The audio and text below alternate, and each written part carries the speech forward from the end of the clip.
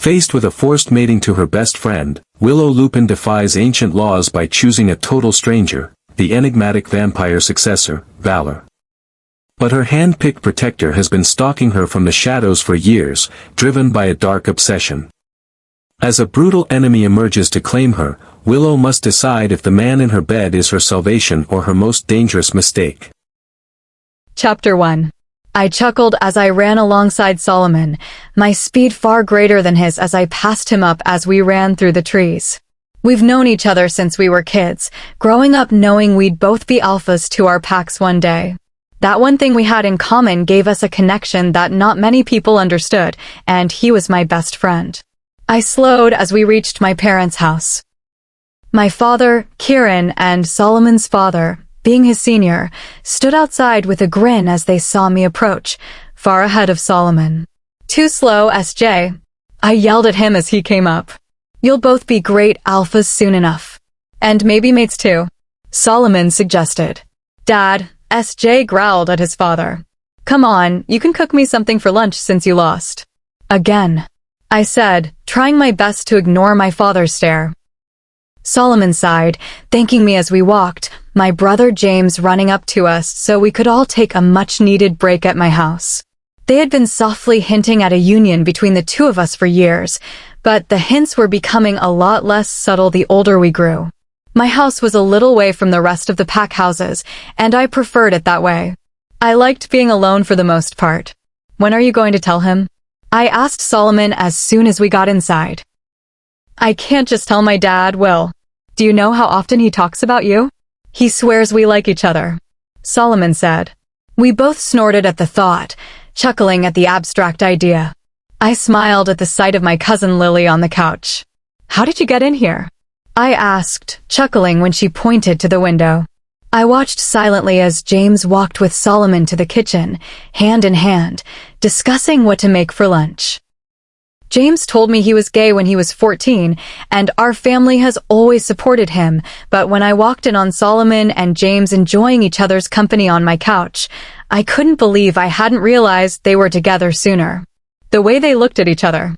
I hadn't even known Solomon was gay the entire time. I felt horrible for not being there for him, or for not making him feel comfortable enough to tell me, but now we were a family. He was shy, but he was mostly worried about his father, and I hated how toxic masculinity could be at times, especially amongst our people. As a female, I was all too familiar with that song and dance, so I vowed to make my home a safe space. I growled when Lily threw a pillow at my head. "You're always zoning out and shit," she said. I picked the pillow up and she squealed, darting into the kitchen.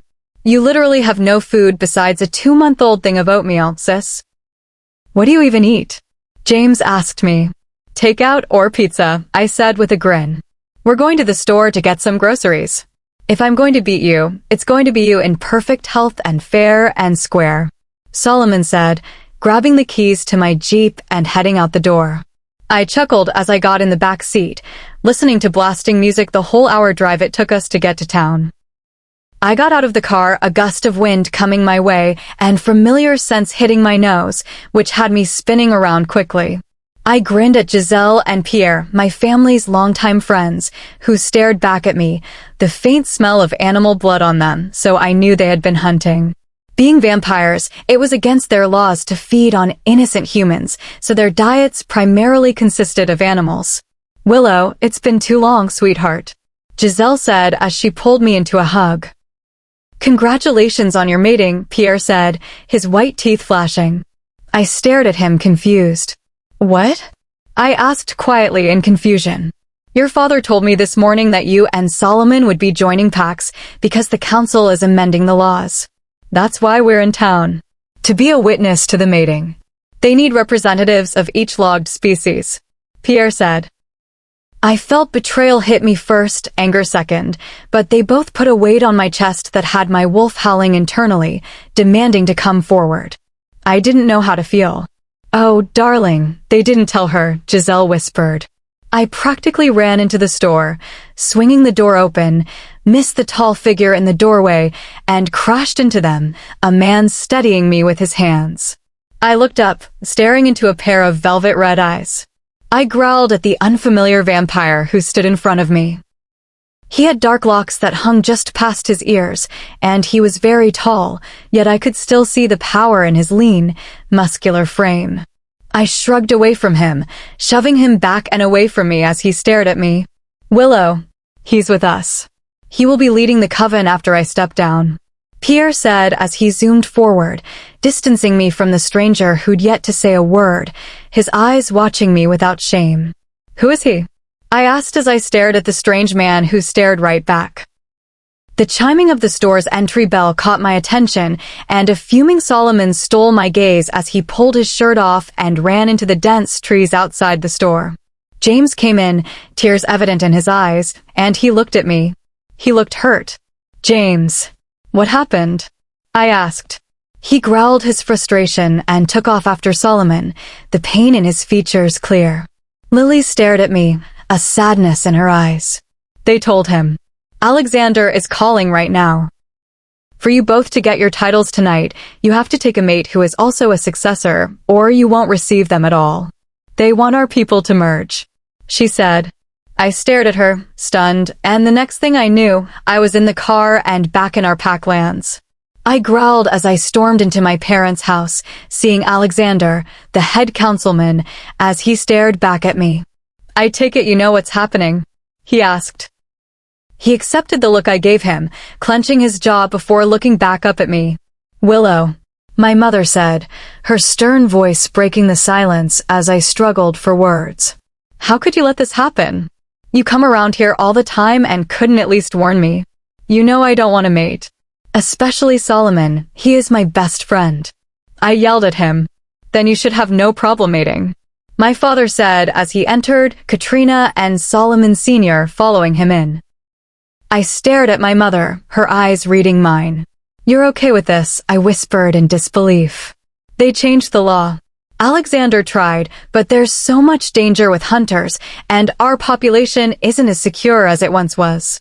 Packs are stronger when under an Alpha and Luna's rule, and our people are together. It's mate, or they strip you of your title and put the pack under the rule of an already mated couple, she whispered.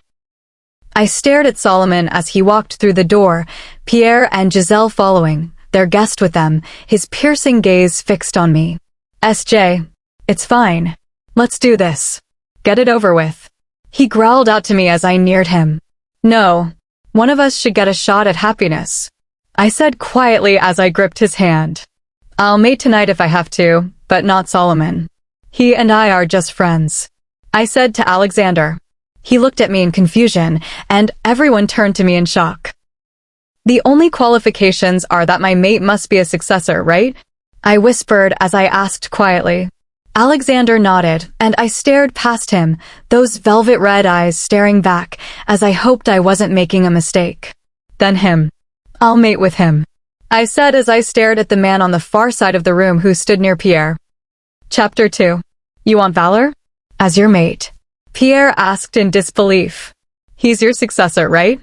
He can only receive his title if he takes a mate, too, I said, staring at the man.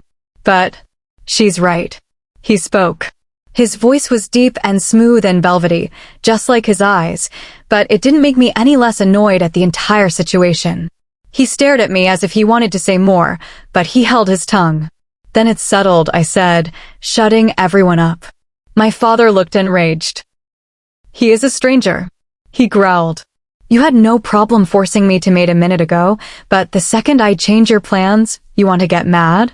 At the end of the day, it is me who suffers. Shouldn't I at least get to choose who I am with? I yelled.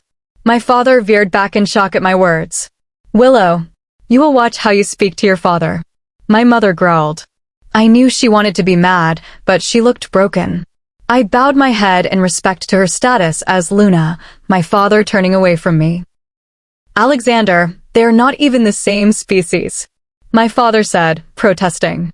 Kieran. Willow is a grown woman, and it is her choice. The only rule is that he has to be a successor. No matter how much I don't like it either, she has the final say as long as she abides by the law, Alexander said as he eyed Valor. I stood up straight and walked to the opposite side of the room, my body suddenly feeling heavy at the thought of what was to come, but I knew it must be done. Whether Valor had poor motives or not, at this point, I didn't care. I would never hurt James or Solomon in that way, and I refused to allow them to break for my own gain. I gripped Valor's hand as I stared him in the eye. The feeling of his cold hand shocked me, my breath hitched in my throat, and I cleared it. Lily cried out for me, trying to reach for me, but my Uncle Daniel stopped her, and she ran out the door in anger. I walked slowly, leading Valor through the stares of the people who surrounded us.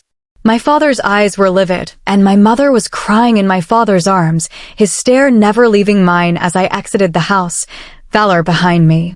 I let go of his hand as soon as we were out of sight. The snow crunched beneath my feet as I walked. I could feel Valor's presence behind me, a few feet away. He thought I'd self-destruct at any moment now. I could feel his unease in the night air, but I just wanted this to be done before another stupid law came or something else. We came to my secluded cabin after a while, and I opened the door quietly, taking off my snow-covered boots at the door. He walked in quietly, not sure what to do with himself. "My bedroom is over there," I said, pointing to my wooden door. "Willow, please. Can we go? Please. We're doing what needs to be done. Do not waste my time," I said. I watched his jaw clench, but he headed to my room. I walked to my bathroom to change. I didn't know I was crying until I saw my reflection in the mirror. I growled, my fist flying into the mirror with my frustration. I hated that any of this was happening, that it needed to, but I would do it for my people and for my friend and my younger brother. I washed my hands and face before leaving the bathroom, walking to the room quietly. I saw Valor had done the same, waiting for me. He watched me silently as I walked over to him. I sat on my bed silently next to him. I heard his intake of breath as I faced him, unwavering as I turned to meet his eyes. I wasn't experienced in the slightest. Romantic relationships were hardly important to me, but I knew this had to be done to seal the bond. I lay back against the pillows. I could tell he was trying to go as slow as possible not to frighten me, but I wasn't afraid. I was disappointed with the world around me and the stupid laws that dictated what I had to do and when I had to do it. I would take the power I had left and control what I could. Valor leaned forward, and I growled warningly as I stared up at him. "Only what needs to be done, nothing more," I said as I placed his hand on my waist. I watched his eyes close as he moved closer. He felt cool beneath my fingers. I gripped him gently, and I heard his deep sigh as we proceeded. Admittedly, Valor was good-looking as most vampires were, and under any other circumstances, I probably could have enjoyed this, but right now it was a task to be done. I shut my eyes as we completed the union. I tried my best to relax into the bed as Valor held himself still, letting me adjust to him. It wasn't long until we continued, my thoughts racing. I couldn't enjoy myself. All I could think about was how my life would never be the same again, and how Solomon had no choice but to tell his parents. Valor tensed, and I could tell he was nearly finished by how he was clenching his jaw. "You need to mark me to complete the bond," I said as I gripped his arm. "I don't know if I'll be able to stop once I taste you," he said, opening his eyes, their color shocking me now that they were a bright, gorgeous auburn color. "You will. You must," I said. He paused, his lips hovering above my neck. I didn't miss the slow kiss he planted, the feeling providing a fleeting moment of surprise as I stared up to see his eyes hungry and intense, and then suddenly, he marked my neck. I flinched as he claimed me, his grip on me tightening possessively. I felt the shift, and I could feel it, his emotions, our bond. That was created. It was foreign to me and overwhelming as my head raced, but it was done, and suddenly I was coming back to earth. "Valor," I said, gripping his biceps as he held me. A sound came from him as he gripped me tighter, and it was almost too tight now. "Enough," I said, my hand finding his face and shoving him backwards. He forced himself against the wall, his chest heaving up and down, eyes dark as night, as he stared back at me now. I clutched my neck in disbelief, knowing I'd heal soon and his claim would be on my neck, but that didn't make it okay. "Willow, please. I'm sorry." I stood up, practically running from the room and into my shower. I just wanted the scent of the night off of me. So I sat there under the hot rays of the shower until the sun came up. Chapter 3. I sighed, hearing Valor knock on the bathroom door, pleading softly for me to come out. He was persistent, I'll grant him that. I had been sitting on the carpet in my sweats and tank for 2 hours now that I was finally out of the shower, and it was almost noon the next day. I stayed in there until it ran cold, and Valor hadn't abandoned his place on the other side of the door. I stood as I opened the door. Did I hurt you? He asked quietly. No. I'm as good as can be expected. It's not your fault, nor ours, really. I chose this. I'm sorry for being so rude to you.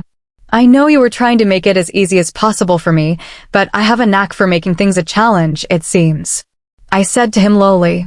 He smiled slightly at my dark humor. I did not blame him for the situation. We were practically strangers, and it was a lot to ask someone to fight their nature. I healed in no time. So, why'd you agree to do it? I asked. I saw how your brother looked at Solomon when we were outside the store. I figured you were a good woman. I can tell you're strong and intelligent. It would be stupid of me to overlook you. I figured we can be civil enough to have a successful pack in Coven, I hope. He said. I nodded as I led us out of the bathroom, and I slipped on my boots and brushed my hair as Valor showered, and then we went on our way to my parents' house for lunch. The house was silent as we entered, and I could see everyone on the porch, their eyes darting between Valor and me. I moved my hair to the side, letting my claim show, the mark still a bit tender from last night. My father hit the table, the plates clattering at his action. It is done, I said to Alexander, who nodded. My father's glare burned into Valor, and I could see Pierre on edge as he sat at his end of the table. Dad, I said strongly, his line of sight snapping to me. I asked him to do this. Do not be upset with him. I said. You know nothing about this man, and you let him. Stop. Solomon yelled as he stared at me, his eyes holding sadness. Solomon, don't. I tried, but he held his hand up. She did it because I'm gay, Solomon said, his voice strong, but I could see the emotion in his eyes as he stared at his father. I watched as Solomon watched his father's reaction, his father staring at him in disbelief before excusing himself and walking off the porch. I looked at Katrina, who looked at my mother, their expressions calm as they eyed each other. You both knew? I asked in disbelief. Pierre jumped up as my father flew up, his attack aimed at Valor, who was suddenly in front of me, bent over in a protective crouch that seemed to only enrage my father more. All of you. Sit down. Pierre boomed. Valor stood up straight, but his eyes never left my father. My father growled, shrugging off Pierre and bounding down the porch steps. I stared at my mother and Katrina. You both knew, and you let it come to this. He needed you to understand, and you guys didn't want to. For what reason, I don't know. How could you do that to him? I said as I stared at Katrina. Willow. No, Mom. You told me to always stand up for what is right, and this entire situation is wrong. You are going to force him to mate me, knowing full well he is in love with James. I told Katrina. My mother looked at me, stunned at my words. Katrina. Is that true? My mother asked in disbelief. Charlotte. I didn't think. So you were going to let my boy have a broken heart because you were too afraid to face the truth? My mother yelled as she stood up from the table. Karina couldn't answer that, tears falling from her face in shame. I asked him once, years ago, but he never told me. Katrina began to cry. Pierre turned to Valor, who hadn't stopped watching me, as if he were still waiting for me to explode. Valor, take her home. I'll come speak to you both in a little while, Pierre said. Valor gave a curt nod before gripping my hand, his cold fingers lacing with mine as he led me off the porch. It wasn't long until we were in my house, and we both sat at my little kitchen table, neither one of us saying a word. Willow, I think it would be best for you to come stay at the Coven for a few weeks. At least until tensions die down and your father doesn't try to kill me every time he sees me. Valor said quietly. I looked at him for a moment as I studied him. No one could deny that Valor was handsome, his pale features accented by dark brown hair, a chiseled jaw, and beautiful white teeth. I knew he was right, though. Will your Coven even accept me? We aren't the same. Who's to say they won't try to kill me like my father tries to kill you?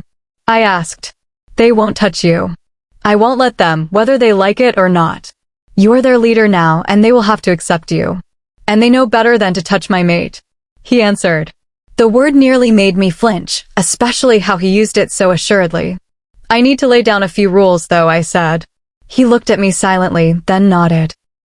If we must share a room, I want you to know not to expect intimacy from me when it is time to go to sleep or at all. Your claim does not change my mind. I have no interest in that with you, and if that changes, though I have my doubts, I'll be sure to make it known. Also, I want to have full rights to defend myself if someone touches me. I said. I would hope you'd defend yourself. Of course. As for intimacy, maybe if you weren't so close-minded about our bond, you would know that it can be quite agreeable. Don't think I was oblivious to your reaction before, but if distance is what you want between us, then you'll get it, or in a sense, not.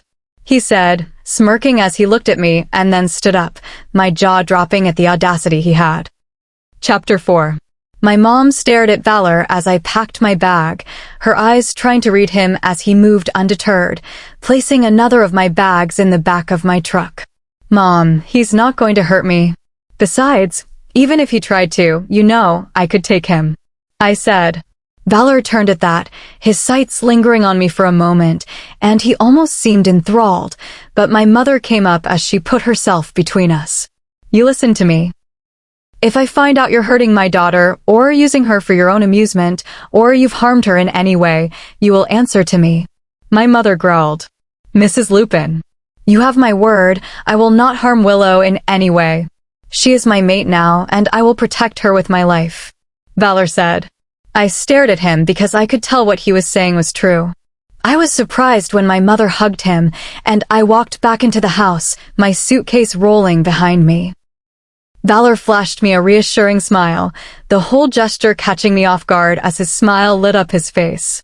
It was warm and inviting, and he took my suitcase from me, grabbing my keys as he headed out the door to give my mother and me some privacy. He's very handsome, my mother said, trying to make the situation light. I noticed, but that's not why I did it, I said, giving her a small smile. I know, sweet girl. Visit us soon, she said softly. I will. Tell Dad I love him, I said as I hugged her. She nodded, kissing my cheek before ushering me out the door. I saw Valor in the driver's seat, and he waved goodbye to my mother as I got in the passenger side. I didn't even know I had fallen asleep until I woke up, and I couldn't recognize where we were, lush mountains and greenery surrounding us. My stomach growled and Valor grinned, holding up a brown paper bag. I looked down, noticing I was dressed more heavily than before, my pajamas gone. You changed me? I asked. It's colder up here. I hope you aren't upset. He answered. I have a naturally higher temperature since I can shift, but thank you. I'm not mad. You were trying to be thoughtful, and besides, we were intimate last night. It's nothing you haven't seen, I said quietly. That was not intimacy. I don't even know what that was. I feel horrible, he said. Don't. I did this. I told you it isn't your fault. You were just trying to help me, and I was being difficult, I said.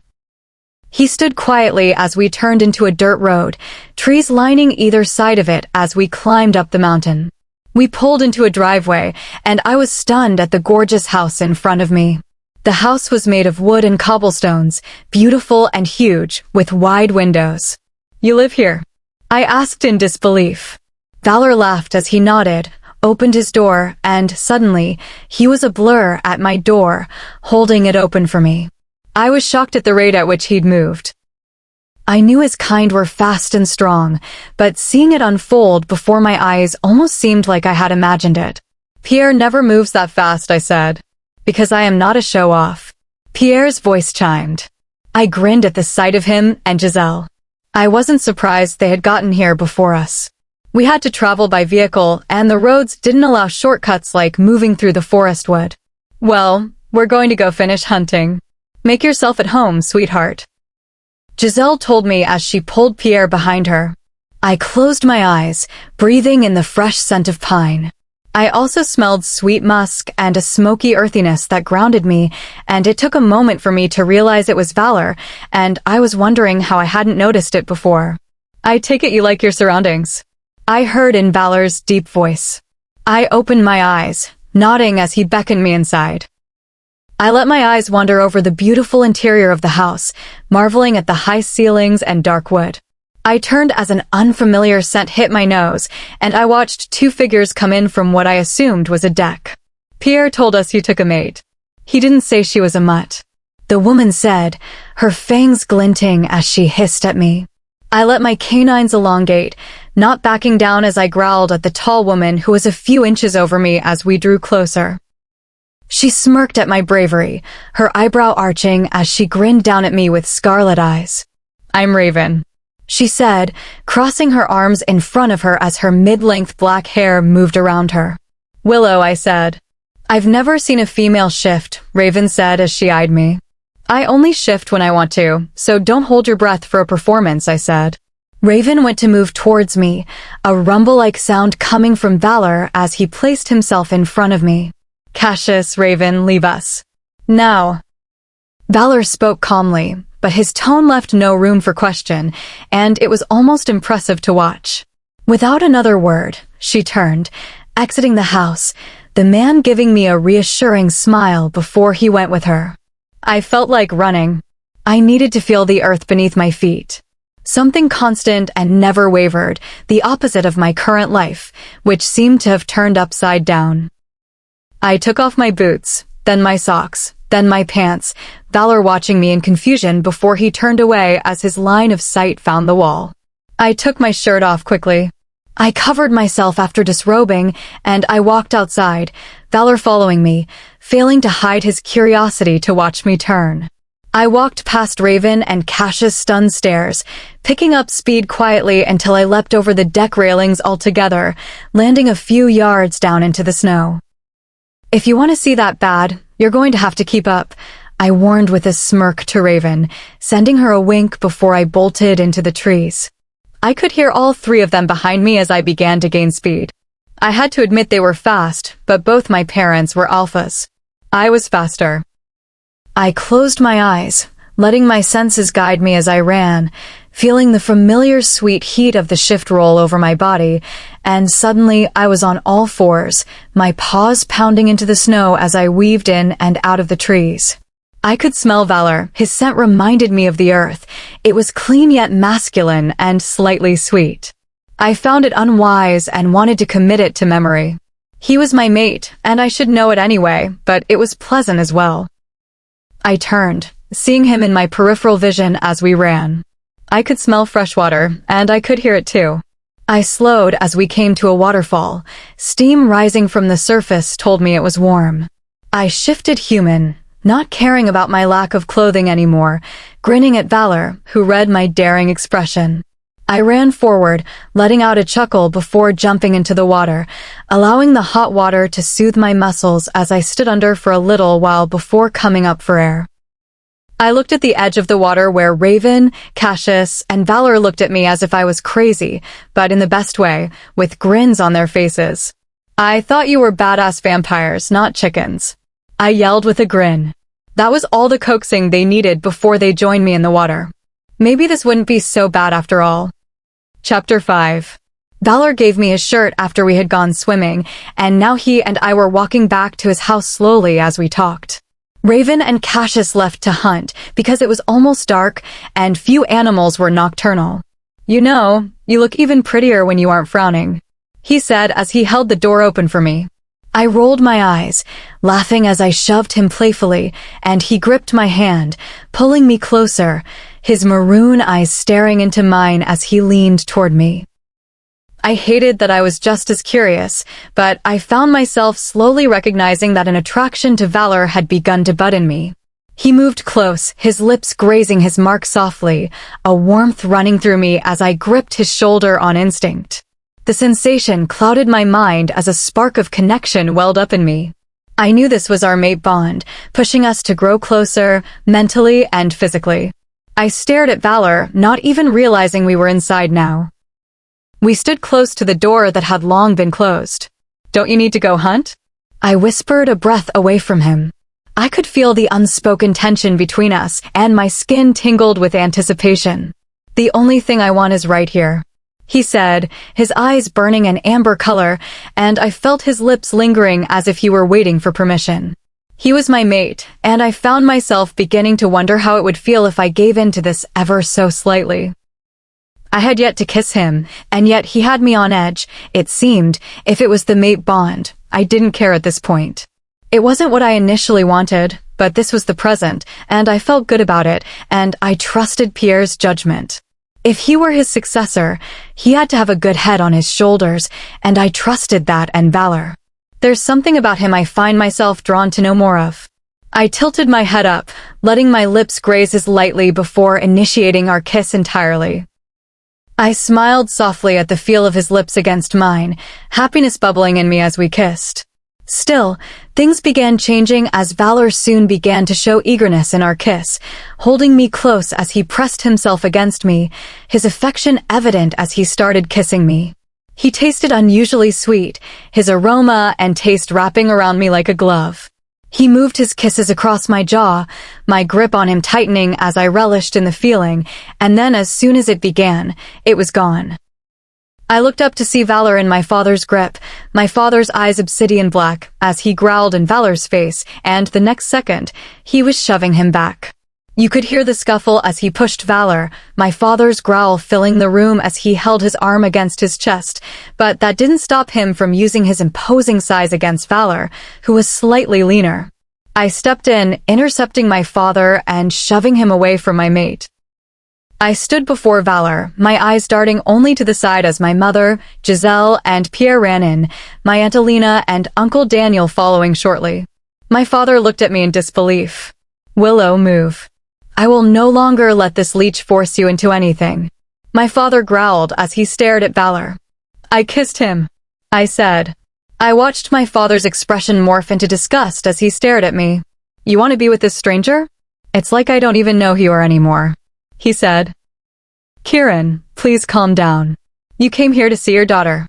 Willow is a grown woman, and she is smart enough to make her own decisions. Trust that we raised her well. He is her mate. They will lead our pack and his coven together. This is completely normal. They're a mated couple, and it would be unhealthy if they didn't have a care for one another. This is his house. You are in the wrong here, and you owe this man and your daughter an apology, my mother stated firmly to my father. I could see the pride and stubbornness in my father's eyes. He wasn't going to say sorry to anyone anytime soon, and anger etched itself into me as I sighed out in disbelief. Dad, I love you, but until you learn how to control your temper around my mate and in his house, you are not welcome here, I said to my father. My father didn't waste his time leaving. Daniel waved as he went with him. My mother and my aunt, however, decided to stay for dinner. I smiled at the sight of my cousin Lily, who came inside to accompany her mother. She ran to me when she saw me, and I hugged her. I chuckled as she stared at Valor as we pulled away, and she wiggled her eyebrows at me. If you ladies will excuse me, I am going to go hunt. I will see you all again shortly, Valor said, proceeding to show off as he practically flew out the door. My mother smiled at me. So, I take it you two are getting acquainted, my mother said. Don't do that, I said. What? My mother asked. I got the talk on my 16th birthday. I don't need another one, I said, chuckling as I slid on some shorts. You weren't with anyone back then, she said. And thanks to Dad, I'm not right now either, I said. So, you want to be? My mother asked quietly. At first, no. But today I spent some time with him. I feel comfortable around him, I guess. I figured he's nice to look at, he's already my mate, so I kissed him, and I liked it. Is that such a crime? I asked. Is he a good kisser? Lily chimed in, interrupting my mother, who looked as if she wanted to hear my opinion. I smirked as I nodded curtly, my face flushing, and Lily squealed, clapping as she jumped up and down, and I brushed my long, light brown hair behind my ear. I'm glad you're having fun. Now let's make some dinner, my mom said with a grin. Chapter 6. My mother, aunt, and cousin left shortly after we ate, and I decided to go to bed early, finding the room I assumed to be Valor's since his scent wafted around it. It was cozy and warm, and I found myself able to relax quickly against the sheets as I lay in the bed. I woke to Valor watching me silently as he lay next to me. "How long have you been watching me?" I asked. "I was reading for a while, but I found you more interesting. I could tell you were dreaming," he said. "You're not a weirdo, are you?" I asked as I sat up. "No, I don't really need to sleep. I rest, but I feel calm when I look at you," he admitted. "How do I calm you down?" I asked, confused. "You're beautiful and you seem so at peace. I look at you, and I see a good woman, and it brings me peace knowing that you are by my side, and I know we hardly know each other, but I am already so proud to call you my mate," he said. I smiled at his words because I understood them. In our short time together, I could see that Valor was steadfast and sincere, and it brought me comfort I hadn't known I needed. "Then you are a weirdo," I said with a grin as I stood up, walking over to the love seat he sat on. He watched me as I sat on his lap slowly, his eyes watching me unblinking as I rested against him. I kissed his lips as I let my hands smooth up his chest, Valor resting his hands on my thighs as our kisses began to linger, and I found myself wanting more. "Do you want something, my Willow?" Valor asked as he moved his kisses down my neck, the feeling causing me to want Valor, as a breathy gasp left me as he touched his claim. "You know what I want," I said as I began to kiss his lips again, and his grip on my tightened, my hands roaming down his bare chest. I jumped as Raven came flying through the door. "Sorry to interrupt, but the rest of the coven is here. They have questions, and they aren't happy, especially Anya. She's about to have a fit again, and I'm going to have words with her if you don't come down here," Raven said, the annoyance in her voice evident. Valor threw his head back as Raven walked out, sighing as he closed his eyes. I chuckled as I stood up from him. "You enjoy teasing me?" he asked, his eyes moving over me with a smirk. I grinned at him as I put on a pair of pants and changed my shirt. He lifted me, and in a second, we were downstairs, and I was faced with nearly half a dozen unhappy vampires as Valor steadied me. Raven stood next to me, her eyes on a particular woman who had been staring at me the moment Valor put me down. She was gorgeous to say the least, a blonde pixie cut accenting her high cheekbones and beautiful features, but she seemed anything but attractive in personality. No one had to tell me this was Anya. She hissed at the sight of me, and in a second, she was in my face, running her nose along my neck. "She does smell delicious. Is that why you mated her?" Anya asked, staring at Valor. I growled, shoving her out of my personal space. "This is not a fight you want to start," I warned. She chuckled darkly. "He didn't tell you who I am?" Not nice, Valley," she said as she glanced at Valor. I stared at Valor for an explanation. The way he eyed her with disdain, and the way she seemed so arrogant, told me there was some history here I was not aware of. "Yeah, that bed you slept in last night, it wasn't used for sleeping when I was in it with Valor just before he left. He once told me the thing he'd always dreamed of tasting was a wolf walker. Imagine how sweet and delicious the blood of a human and wolf hybrid would taste, how strong it would make him," she said. I nodded as I grinned, a pit forming in my stomach, Valor reaching for me, but I yanked my arm away from him, glaring at him as I growled. I wasn't mad at the fact that he'd been with her. It wasn't like I expected him to be inexperienced, but he could have at least told me that the woman he'd previously been with was still in his coven and that she was unpleasant. I could feel anger flooding my body. I felt like an idiot. Did I really think he was different? He used me for what I was. I walked to the patio, Valor following me, his grip on my arm as he pleaded with me to look at him. "Do not touch me," I growled, shoving him back a few steps, his red eyes staring at me, frustration and anguish evident. "Willow, please," I growled, silencing him as I backed him against the wall, letting my wolf show her strength to everyone in the room as I stared up at him. "As far as I'm concerned, my father was nothing but right about you. We may be mated, but we do not have to be together." "Leave me alone, Valor," I said, releasing him, then turned on my heel and left. I jumped off the patio balcony, shifting into my wolf as I began the journey home without looking back. I didn't know how long I ran, but my body physically ached like never before by the time I smelled the familiar sense of my territory. It had been hours. I ran past our border patrols. I saw Solomon's familiar wolf as he ran with James, both of them flanking me. I could feel their worry. I saw my younger brother, Eric's car in our driveway. I knew this wasn't going to end well.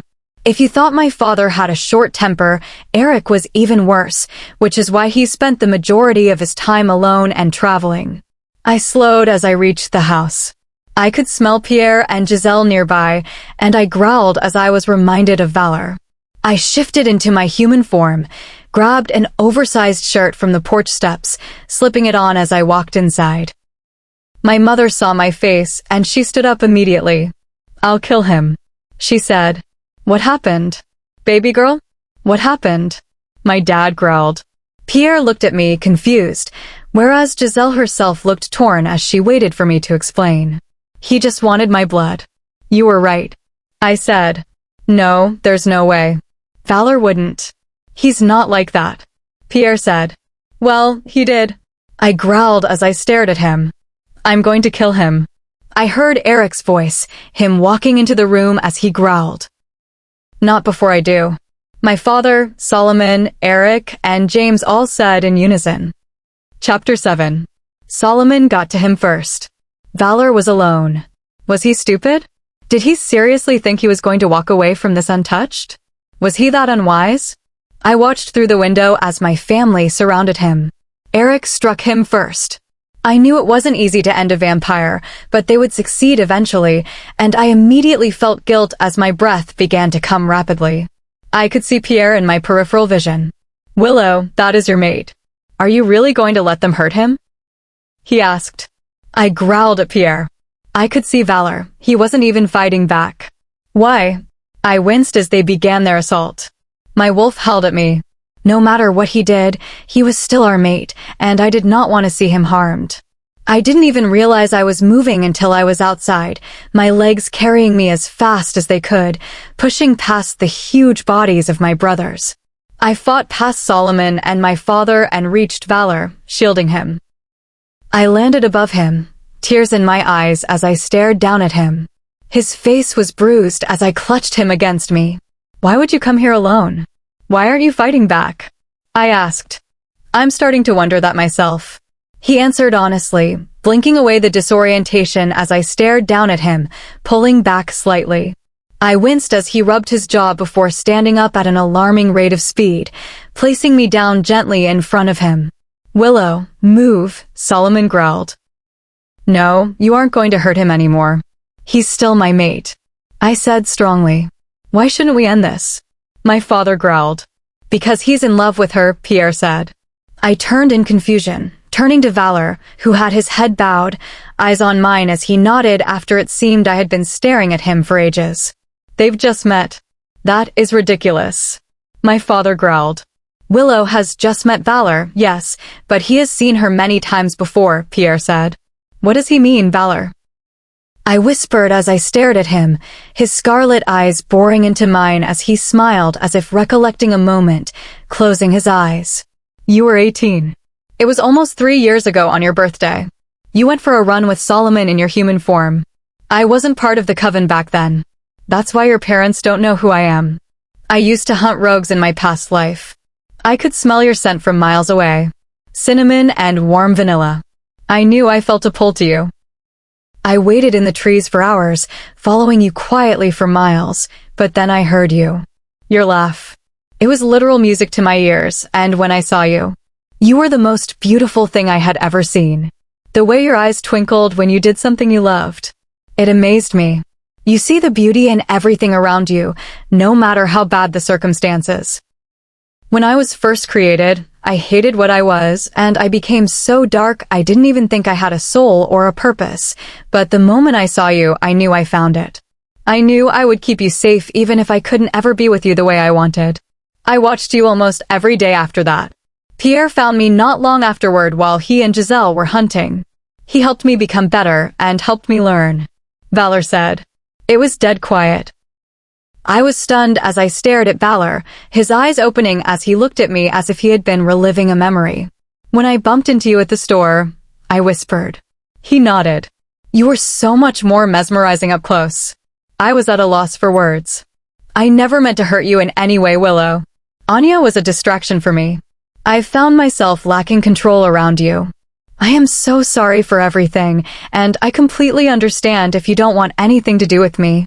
I'm sorry, he said softly again. I breathed out in disbelief, staring at Valor. I could feel myself drawn to him, tears in my eyes as I grew tired of fighting. There was something about him that I would never be able to shake. I felt safe with him, like I could explore who I was and learn about myself and each other. It felt good. I wanted this. I pulled him against me, kissing his lips softly as I wrapped my arms around him, burying my face in his chest after a moment. Why didn't you tell me? Or show yourself to me? I whispered. Because I didn't want to scare you. If we were meant to be, I believed it would happen. He whispered as he smoothed my hair, inhaling my scent. It did, I said. I hoped it would. He said as he pulled away from me with a chuckle. Pierre, why didn't you say anything? I asked. It had to be your own choice. He said, grinning. Own choice, sure. Vampires don't eat normal food. Why was Valor in a grocery store? I asked with a grin. Pierre shrugged with a grin. I could see my father. His anger faded, but he still stared at Valor as if he were reading him. May I speak with you, Valor? My father asked. Valor kissed my head before walking over to my father silently and bravely considering their previous encounters. Chapter 8. My father walked off with Valor, my mother ushering all of us inside, but I continued to watch them from the kitchen window until they disappeared among the trees. Mom, what if he hurts him? I should have stayed with him, I said as my mother intercepted me with an amused expression. Your father isn't going to hurt him, Pierre said. Why are you so sure? I asked. Because it's obvious you care for Valor, Pierre said as he and my mother both faced me, and she grinned widely with a nod. I stared at him blankly. Did I? He was very sweet to me thus far. And the things he said. He said he loved me. I don't know what romantic love feels like, but I did know he made me happy. I liked being with him, to say the least, and I found him very handsome. Oh my. I did like Valor. I cursed and Pierre grinned, and I decided to walk to my cabin to rid myself of my wandering thoughts. I didn't know I had dozed off until Valor's icy touch woke me, his hand caressing the side of my face, and I smiled at the touch I was growing to enjoy.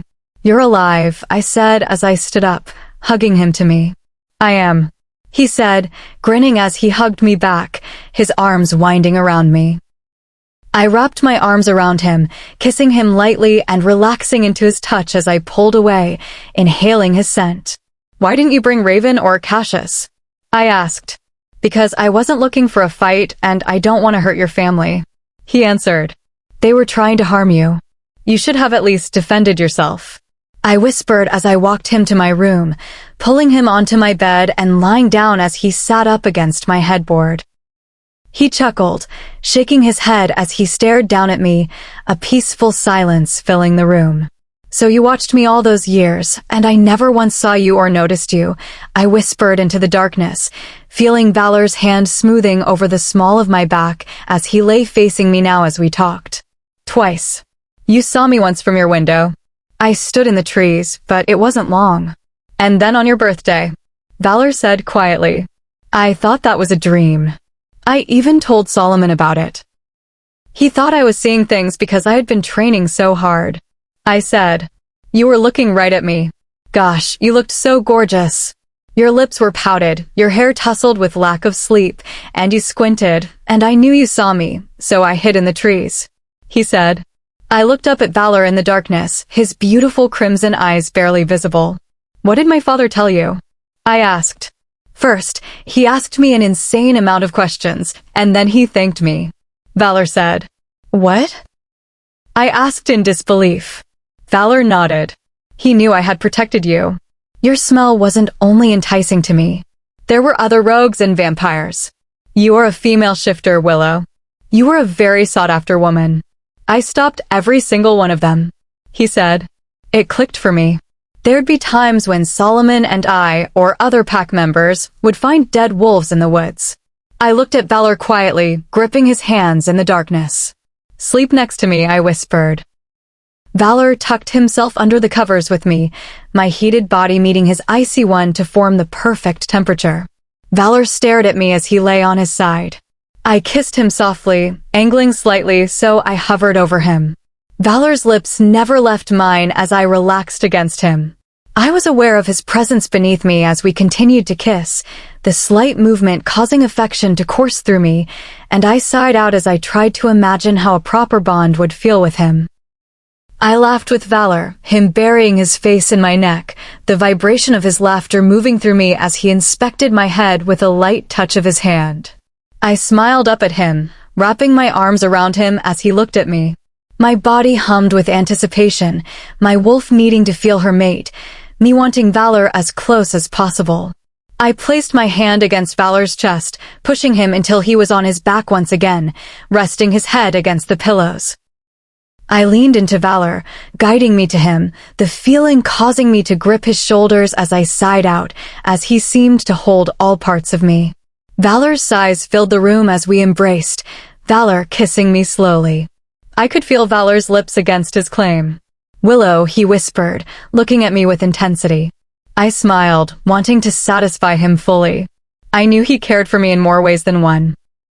I knew how strong it could make him, and my wolf and I relished that we could aid our mate in that way, but I also wanted him. I needed it. I sighed as I felt his kiss on my neck, the feeling causing my happiness to bubble over, my grip on Valor tightening as he held my hips. His lips left my neck shortly, his breathing steady as he stared into my eyes as we lay together. Chapter 9.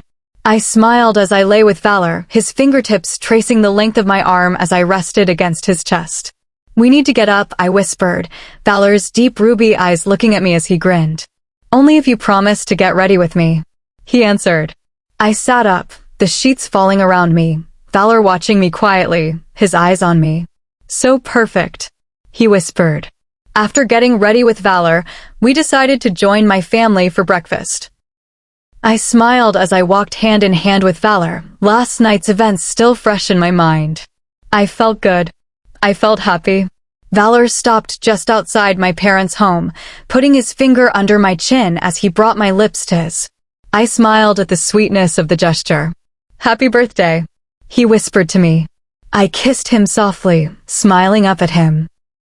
I never thought I'd take a mate, let alone get one because I had to, but here I was, happy and mated and content, and Valor was growing on me faster than I had thought.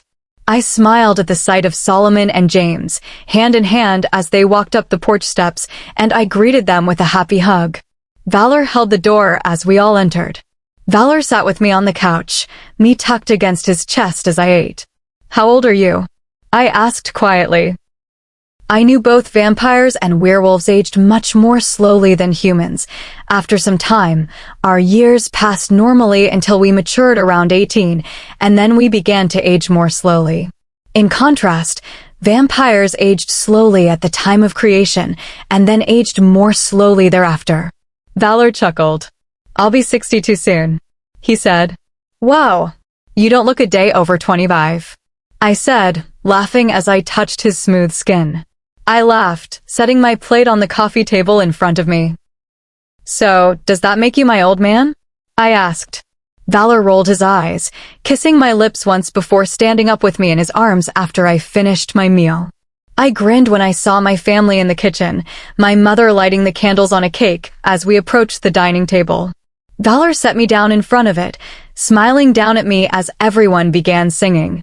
I closed my eyes, but couldn't find a single thing to wish for. My life was good, and I was content. I smiled as I blew out the candles. Pierre walked in quickly, Giselle not with him for once, which immediately had me nervous, because there was hardly a sight as rare. Valor, remain calm. That was all he said as Giselle came rustling in, 2 men behind her, and then Alexander following shortly after. The younger man looked down at me, nodding to the man I assumed to be his father, since he was a much older version of him. You are Willow Lupin? The older man asked, a thick accent lacing his words. Who's asking? I said as I stared at him. I am Alpha Ronin of the Northern Irish Pack. My son, Colton, will succeed me soon. He is here to mate you. The man said so matter-of-fact that it disgusted me. I stared at his son, smiling as best as I could not to let my anger show. I have already taken a mate, I said to the man I assumed to be Colton. Colton stared at Valor, who stood behind me, placing his hands on my shoulders as I sat, him hovering above me closely. I knew he was analyzing every aspect of the man. Nightwalker, Colton said as he stared at Valor. I growled warningly.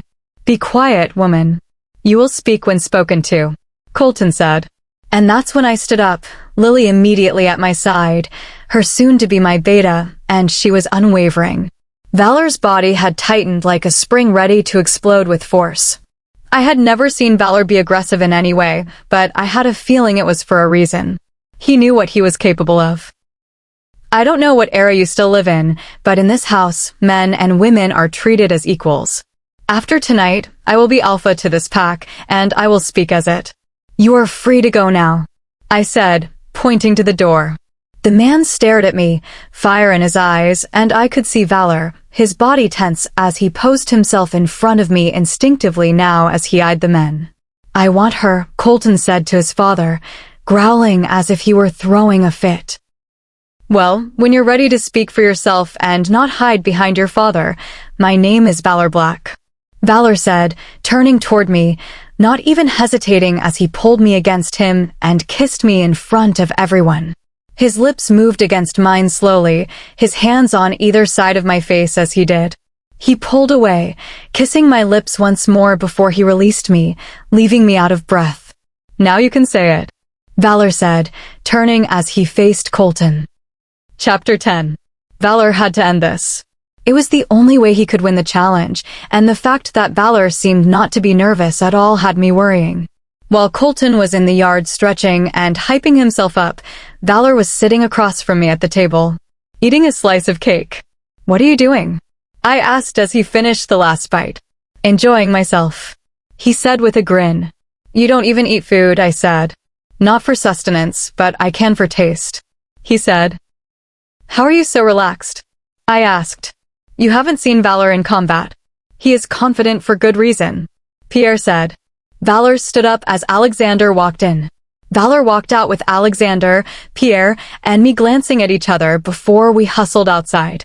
I had faith in Valor, but I still didn't want him hurt, and the anxiety of the entire situation was eating away at me. He's going to be fine, Giselle insisted, my mother, gripping my hand as she tried to comfort me. I saw Valor standing across the clearing, looking as poised and calm as could be. Colton paced back and forth, eyes blazing as his father shouted words of encouragement. I blinked as the horn commencing the start rang in my ears. This was really happening. I watched Valor take a step forward, and then he was a blur, his movements so fast my eyes struggled to keep up. All I heard was a loud growl, and then it went silent, Valor standing over his defeated opponent, stepping away casually as he made his way back over slowly. I was stunned. Valor's power and fluidity were like nothing I had ever seen before, and by the looks on everyone's faces, they hadn't seen something that impressive either. Valor walked towards me, ignoring the shouts of Colton's father. Valor's facial expression looked torn. If anyone had ever doubted Valor, there was no doubting him now. I knew he'd be powerful, but this was unlike anything I'd ever seen before. Valor kissed my head, continuing to walk past me and toward the tree line where he disappeared. What's wrong with him? I whispered. Valor doesn't like to fight, Giselle said quietly. Despite everyone wanting me to join them inside, I decided to go for a walk by myself. By the time I circled the territory and came back to my cabin, I could smell Valor, his scent lingering in my house. I saw him lying on my couch, lying across it horizontally. Valor, I whispered, his eyes opening as I called him. Willow, he whispered, his smile small, but there. I took my boots off, sitting myself on Valor's lap as I curled into his chest. Do you remember how it happened? I asked quietly. His hands snaked around me, one holding me against him, the other playing with my hair. He didn't have to ask what I meant. He knew. It was actually Giselle. She created me. She and Pierre were hunting, and they came across me in the woods. I was hiking and had been attacked by another vampire. Giselle didn't want to let me go. I'll never forget it. She put her wrist against my lips, and all it took was a drop, and it was like something took over me.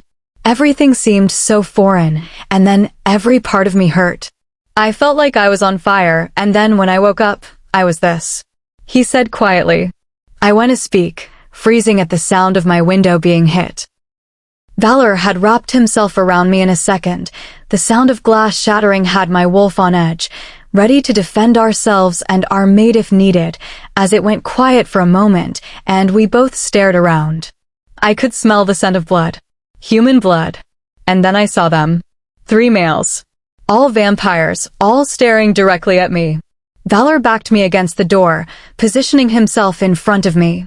Run, he whispered to me. I'm not leaving you, I said. You saw what I could do. They drink human blood. They will be even more lethal. You need to go now. I will be fine, darling. Please get Pierre and Giselle. Suppose you want us both to walk away from this. Go. As fast as you can. He hissed. The look he gave me shut me up from any argument, and fear and adrenaline coursed through me as I flung the door open behind me, running as fast as my 2 legs allowed. I was on the brink of my shift when I was hit from the side, a hard body sending me flying back into the icy snow.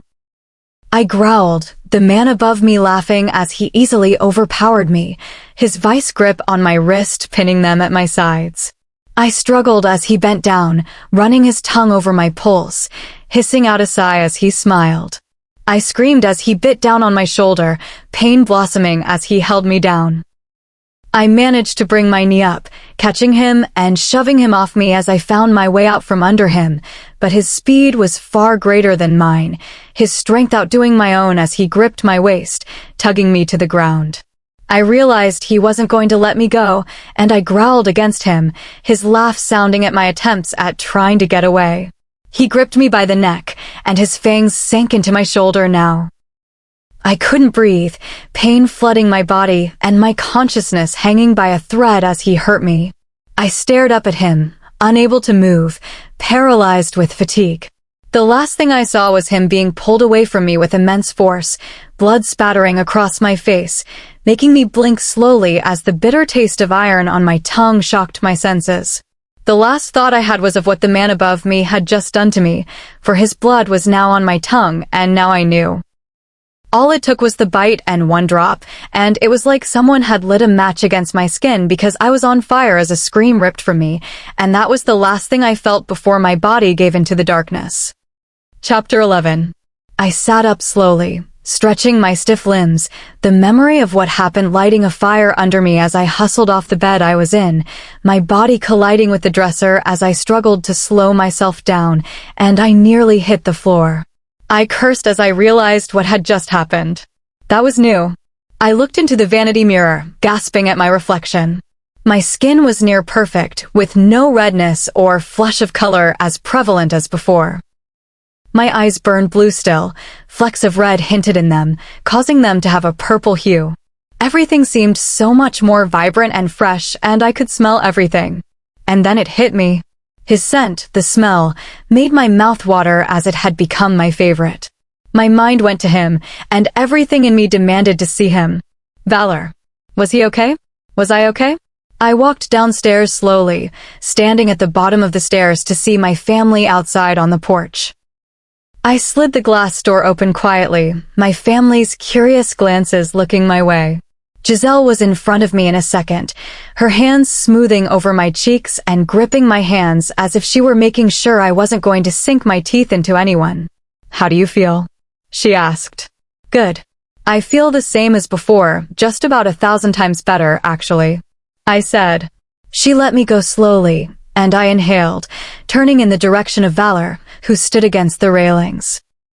I was in front of him in a second, hugging him with everything I had as I ushered him away and into privacy. I was so scared. I didn't know if you were dead or alive, and I couldn't do anything to help you. I'm sorry, I said quietly, my fear easing as I recognized he was physically unhurt. He kissed my head softly, the gesture calming me. Don't you apologize, Willow. It is I who should. You may mate, darling. I should protect you with my life. I wrapped my arms around his neck, bringing him closer to me so I could kiss him like I really wanted to. I wanted to be close to him, and I silenced him with my lips. I kissed him softly, my lips moving against his, affection humming between us as we kissed. Valor pulled away, his fingertips brushing over my cheeks, the pad of his thumb smoothing over my lips. I knew he felt bad and blamed himself for what happened. Valor, look at me. I am fine, I said. You don't know what you are, how will it affect you? No one knows. I did this to you and I hate myself for it, he said. Valor, I love you and I'm happy and I feel good. You shouldn't feel bad at all, I said without thinking. What did you say? He asked quickly. I feel good, I said quickly, realizing what I had said, and it nearly made my heart leap out of my chest with how easy it had rolled off my tongue. You said you loved me, he said with a grin. I felt my face heat up. Did I? I knew I cared for him. A lot. And in such a short period of time. It surprised me how fast I'd fallen for Valor and how much he'd already meant to me. I do. I love you, Valor, I said as I looked up at him. Valor's eyes burned into mine, and the scarlet color deepened the longer he stared as he pulled me against him. He kissed my lips once, resting his head against mine as he breathed my scent in. My lovely Willow. I've only ever dreamed of hearing those words pass your lips, he whispered. I smoothed my hands across his cheeks, noting the dark bags under his eyes. You haven't hunted. How long was I unconscious? I whispered suddenly. 10 days, he answered. And you haven't eaten? I asked in disbelief. I gripped his hands in fear, tugging him down the porch steps and towards the trees. You're starving. We're going hunting, I said. It wasn't long, my heightened senses honing in on the scent of a deer, the buck moving through the snow quietly. I stood behind the trees as I nudged Valor forward, my wolf whining at the fact that our mate had been neglecting his own needs. Valor moved quickly, but my new eyes were able to follow him, and the way he moved with such grace and agility had me awestruck as he sank his fangs into the warm-blooded animal, the result instant. The scent hit my nose, and I breathed it in, the smell causing my senses to stir. A newfound thirst found me, and the surprisingly appetizing smell. It wasn't as if I was compelled to, but more as if I was curious, and a low feeling hummed in the back of my throat that I couldn't seem to ignore. I watched Valor as he stood, and I saw him lift his hand to wipe his mouth, but I was in front of him in a second, gripping his wrist, our bodies touching from our chest down to our hips. I was so close, looking as enticing as ever. The look Valor was giving me had me wanting to receive him. I gave in, kissing Valor's lips, the closeness causing me to only want it more, and the way Valor was letting me be near him had warmth spreading within my body. I kissed Valor, backing us against a tree as my confidence came forward suddenly, tugging him against me, and yet he made no move. You going to bite me, love? He asked, turning us, as he put my back against the tree trunk, his eyes staring down at me with desire and amusement as his hand began to play at my throat. Only if you're lucky, I said teasingly as I bravely reached for him. His deep chuckle filled the air, the sweet sound causing me to smile, and now I was absolutely, positively sure about it. I loved him. Chapter 12. I chuckled as I dressed, buttoning my pants as Valor watched me with a satisfied smirk. That was... I know, I said with a smirk as I picked up my soaked and torn long sleeve from the snow-covered forest floor. Valor grinned, handing me his shirt, which I gratefully slipped on. Valor took my hand in his as we began the short trek back home. It was so natural now, as if he were specifically made to hold my hand in his. How perfectly mine fit in his amazed me. I grinned as we approached my parents' house, Raven and Cassius sitting on the porch steps, both rising to greet us. So, you're a hybrid, Cassius said with a grin. I hadn't thought of it that way, but I was. What's it like when you shift? Raven asked. I'm not sure. I was supposed to shift when I received my title on my birthday, but I got attacked and was unconscious for a period of time. I said. I looked through the glass window into the living room to see my mother and father, my brothers, and Solomon, seated there with Alexander. They all turned our way, standing up as they made their way onto the porch. Do you know why he's here? Again? I asked quickly. You haven't received your title in the eyes of the council because you were unconscious. He's just here to officiate and record things. Once again, Valor said. I grinned. How could I have forgotten something as important as that? I grinned at the sight of my father and mother, who smiled at Valor and me, Pierre and Giselle following them with excitement in their faces. Come on, Giselle said as she pulled me from Valor's grip, and my mother grinned as they pulled me up the stairs. I was greeted by Lily, holding up a breathtaking red velvet dress, the color instantly reminding me of Valor, my Valor and his gorgeous eyes. It's beautiful, I whispered. I wore it the night I became Coven leader with Pierre. I thought it would look beautiful on you, Giselle said. I thanked her and took a much-needed shower before putting on the dress, pleasantly surprised when it fit perfectly, hugging my frame. I was never much for getting all dressed up, especially in a dress, but I was actually surprised by how good I felt. My hair fell in its natural light brown waves, and we decided to go minimal with the makeup, and I felt pretty in my skin. I thought about Valor as I stared out the window, my eyes set on the tree line as I touched my neck where Valor's claim stood. It was like I could feel his soft lips on me still as I closed my eyes. Damn, my life changed so quickly.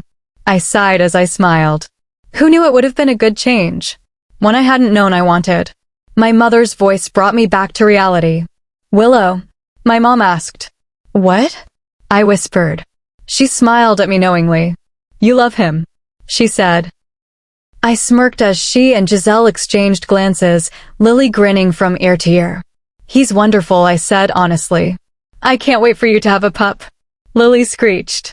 Giselle stiffened, and I already knew what was coming. Vampires can't have children, I said quietly.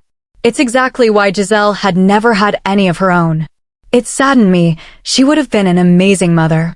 Lily's lit-up face immediately dimmed. I'm sorry, she whispered.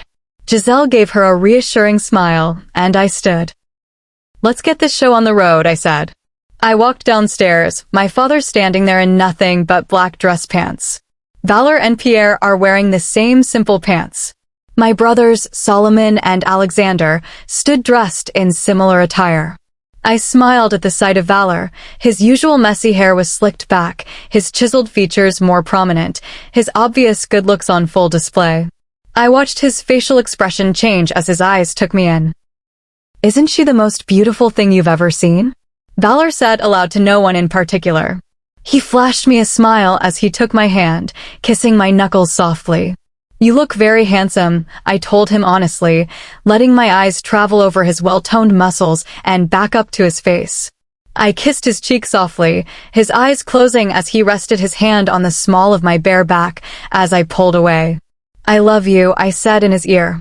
He kissed my lips softly. All right. Enough of that, we've been waiting. I heard in a familiar voice. I grinned at the sight of Raven and Cassius, who peeked their heads in from the porch. I smiled at Raven. I hated to admit it, but I missed her. Valor gripped my hand, noticing I was quickly becoming nervous at the fact that this was going to happen in front of both the pack and the coven. I just hoped they were getting along. We walked outside, my father and mother in front of us and Pierre and Giselle in front of them. I had forgotten how big our pack has grown over the years, but seeing hundreds of people gathered around our porch was a little unnerving. I picked out familiar faces as I tried to steady my nerves.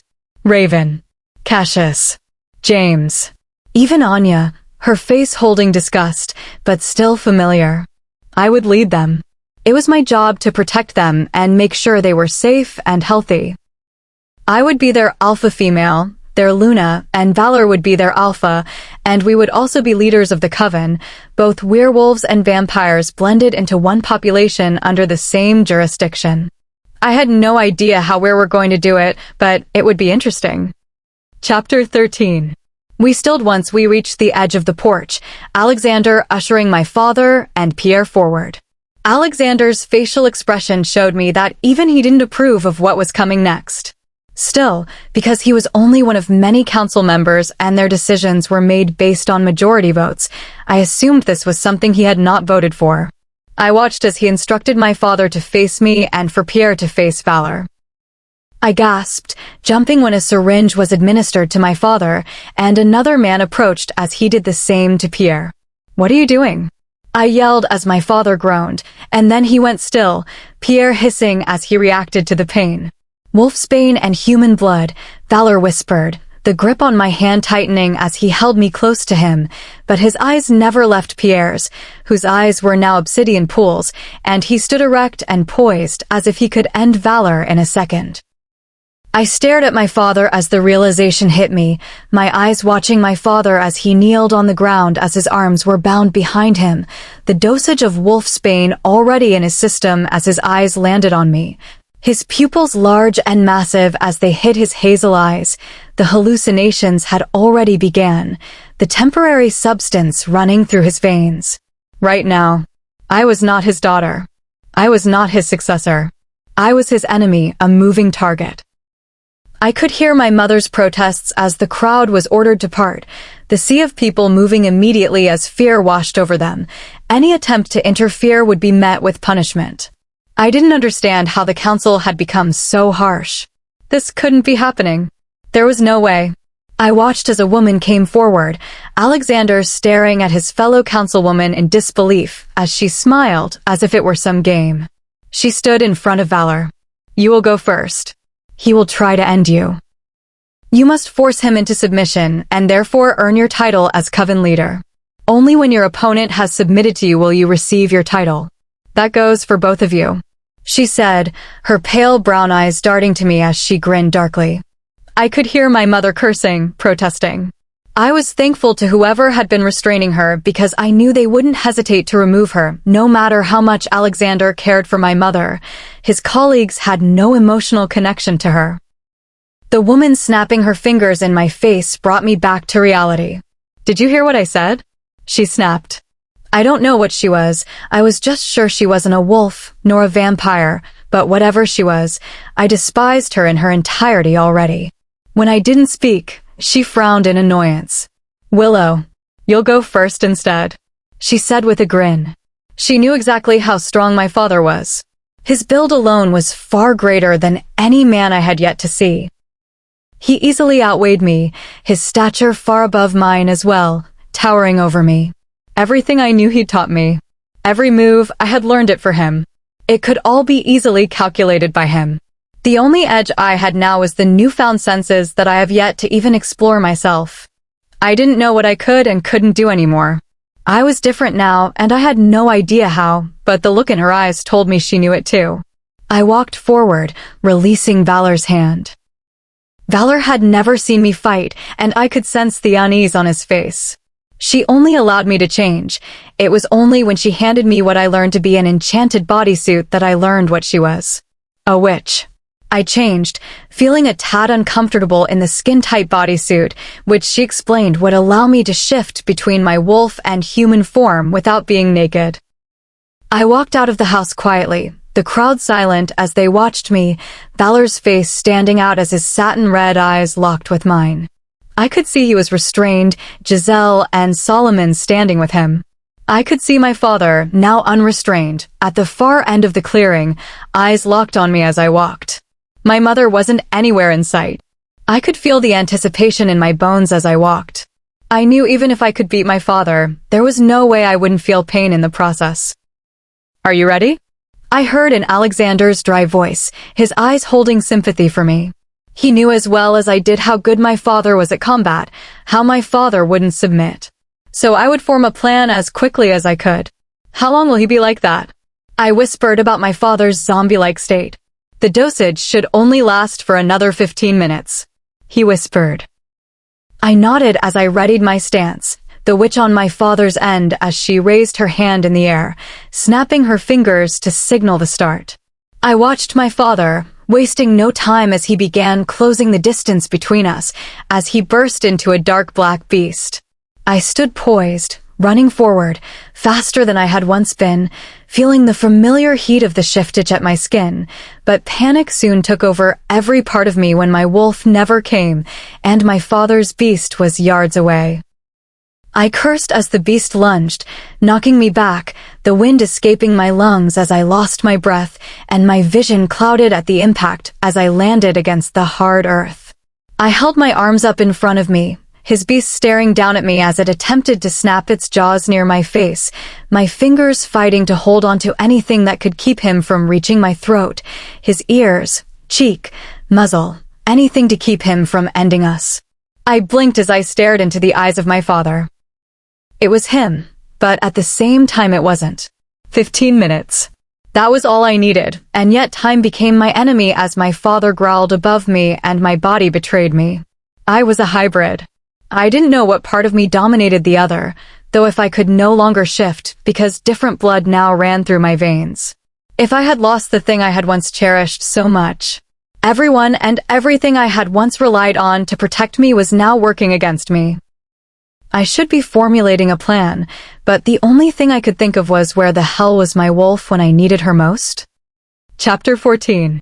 I could hear the familiar voices of my family yelling at the top of their lungs, even Alexander, screaming for me to shift. Did they not think I would if I could? I was clearly struggling. I didn't want to hurt my father, but right now I had no choice. I struck at my father's beast, managing to catch him right in the muzzle, the impact of the blow sending him flying into the sleet-covered ground next to me as he whimpered in pain. I stood up quickly, trying to put some space between my father and me so I could even my breathing and give the effects of the wolfsbane time to wear off. I ran until I was near Alexander again, my father still recovering from my blow, and he began slowly stalking forward as his sights landed on me once again. You need to shift, or he's going to end you. My mother yelled as Alexander held her away from touching me. I can't. I yelled. I watched as Alexander spoke into my mother's ear, and her facial expression turned pale. Willow, are you pregnant? My mother asked. The weight of her question hit me like a ton of bricks. We definitely hadn't been using any contraceptives. He was a vampire. I didn't think it was possible, and I hadn't even gone into heat. Or had I? It was supposed to happen within the first 2 weeks of my claim. It's been almost a month since my mating to Valor. I thought about it quietly, the epiphany hitting me just as my father did, sending me sprawling backwards. I was unconscious for 10 days. Could I have gone through heat without knowing? I wasn't a vampire during our mating. I didn't even know if our reproductive systems were compatible, but all I remembered was what my mother had told me many years ago, that when a female wolf was carrying a pup, she wouldn't be able to shift. I just assumed it was because I was now a hybrid. I thought I'd lost my wolf, but if there were any possibility that I could be pregnant, I wouldn't want to do anything to jeopardize my child. And that included my father, who had me pinned against the ground, dark eyes staring down at me as he growled. I cried out as he clamped down on my thigh, lifting me from the ground and throwing me, my head hitting the trunk of a tree as I collided with it. Alexander's voice echoed around me as he yelled at the witch to stop my father, who began advancing toward to finish his attack. He was playing with me. Alexander rushed forward, bursting into his dark brown wolf, intercepting my father as he turned on him. The witch cursed at Alexander. You are violating the... She's pregnant. My mother yelled, the witch's eyes immediately snapping my way in disbelief. I looked up to see Valor hovering over me, him bending over as he scooped me up from the ground quickly. My leg was throbbing with pain, and my head hurt something fierce, my body wanting to just shut down entirely. I opened my eyes at his familiar cold touch, Valor's hands on my cheek as he begged me to keep my eyes open. Willow. Come on, darling, keep your eyes open for me, love. He said as he lowered me to the ground. I looked up into his deep ruby eyes that were laced with worry. I inhaled as the scent of Valor hit my senses. He pressed his wrist to my lips, and I drank from him for the first time. It was like someone had sent energy through me, my body immediately awake and alert, the pain in my leg becoming a lot more evident, and I growled as I released Valor's hand. Valor pulled his wrist away, and he sat me up quietly as I blinked myself back into reality, my grip on him tightening as the true pain of my injury showed itself. "You are starving. You need to see a doctor. You'll start healing fast, and I need to make sure your leg heals properly," he said as he lifted me. Valor hissed warningly as the witch stood over us, and she got out of the way quickly. I could see Alexander and my father in the corner of my eye as they both shifted human again, my father immediately panicking, and Alexander gripped him to calm him down. "What happened?" "Willow," he yelled as he saw me, his eyes panicking as he moved toward me, my mother gripping his hands as they followed us inside the house. I hissed in pain as Valor set me on our dining table. His hands moved on my leg and he spoke. "Your leg is broken. It needs to be set in place now," he said, looking at me.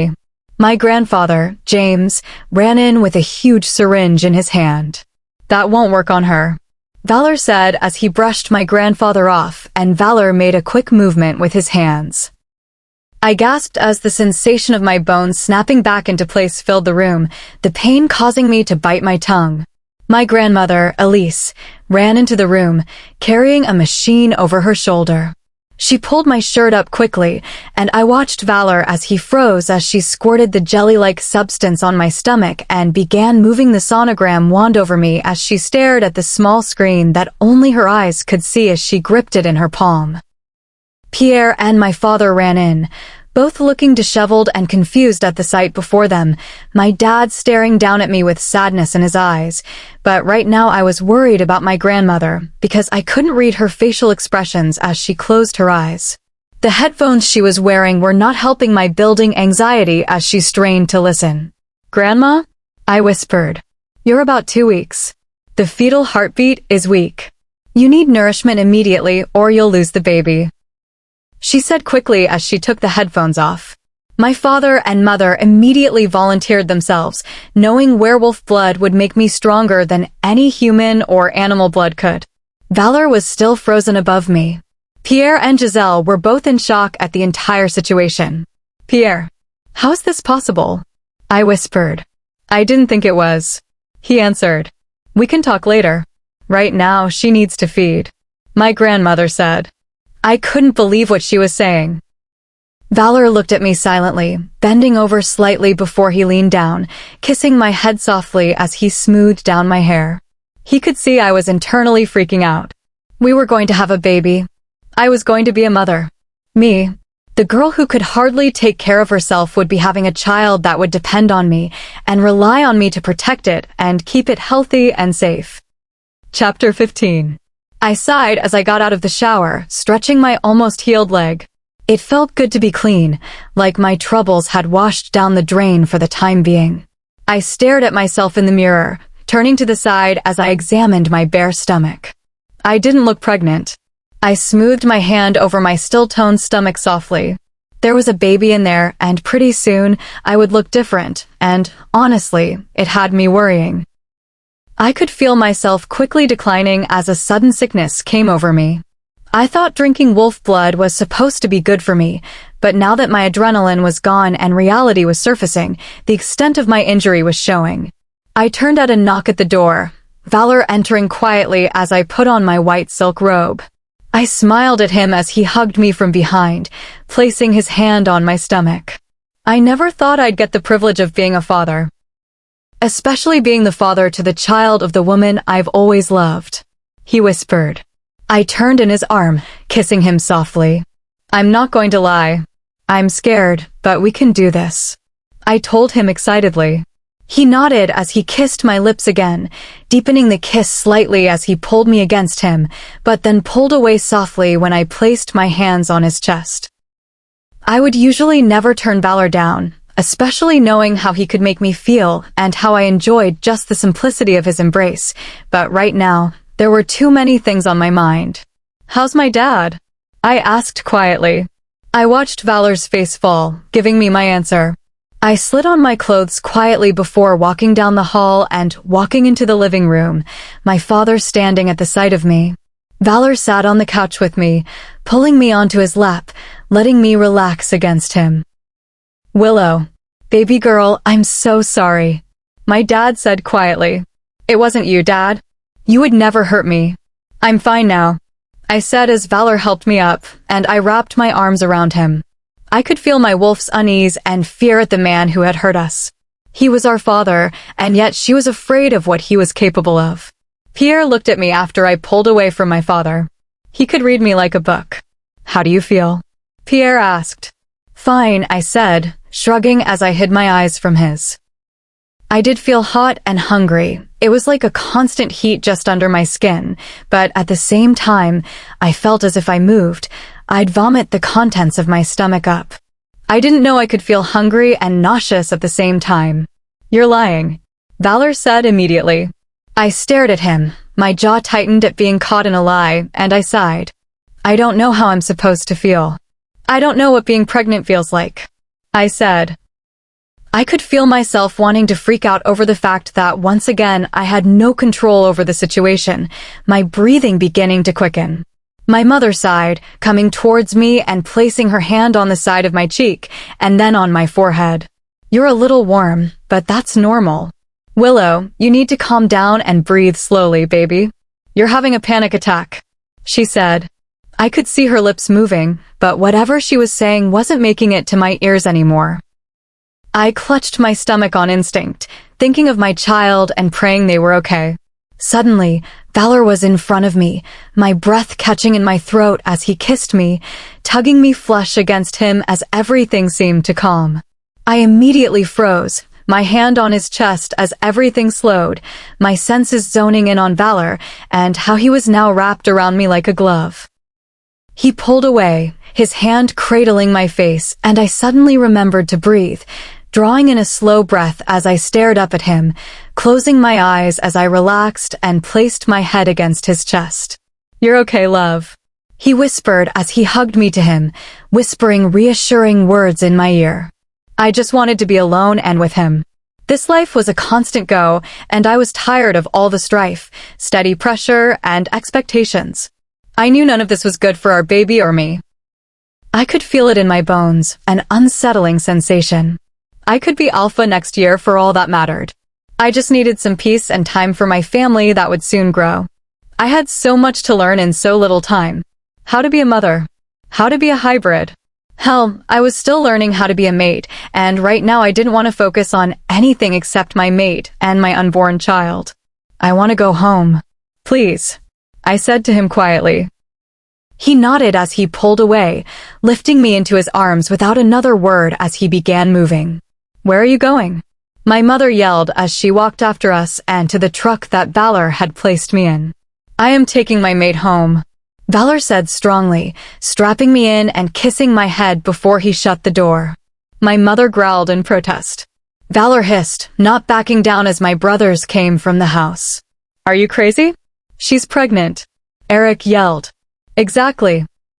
She and the baby don't need any of the chaos that keeps occurring here." She was nearly ended.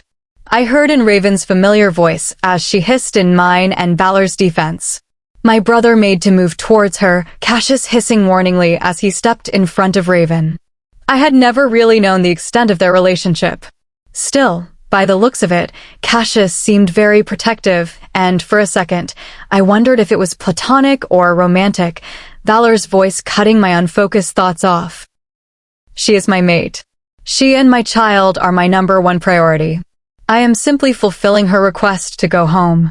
Until she is in better health, I am taking her home and doing as she wishes.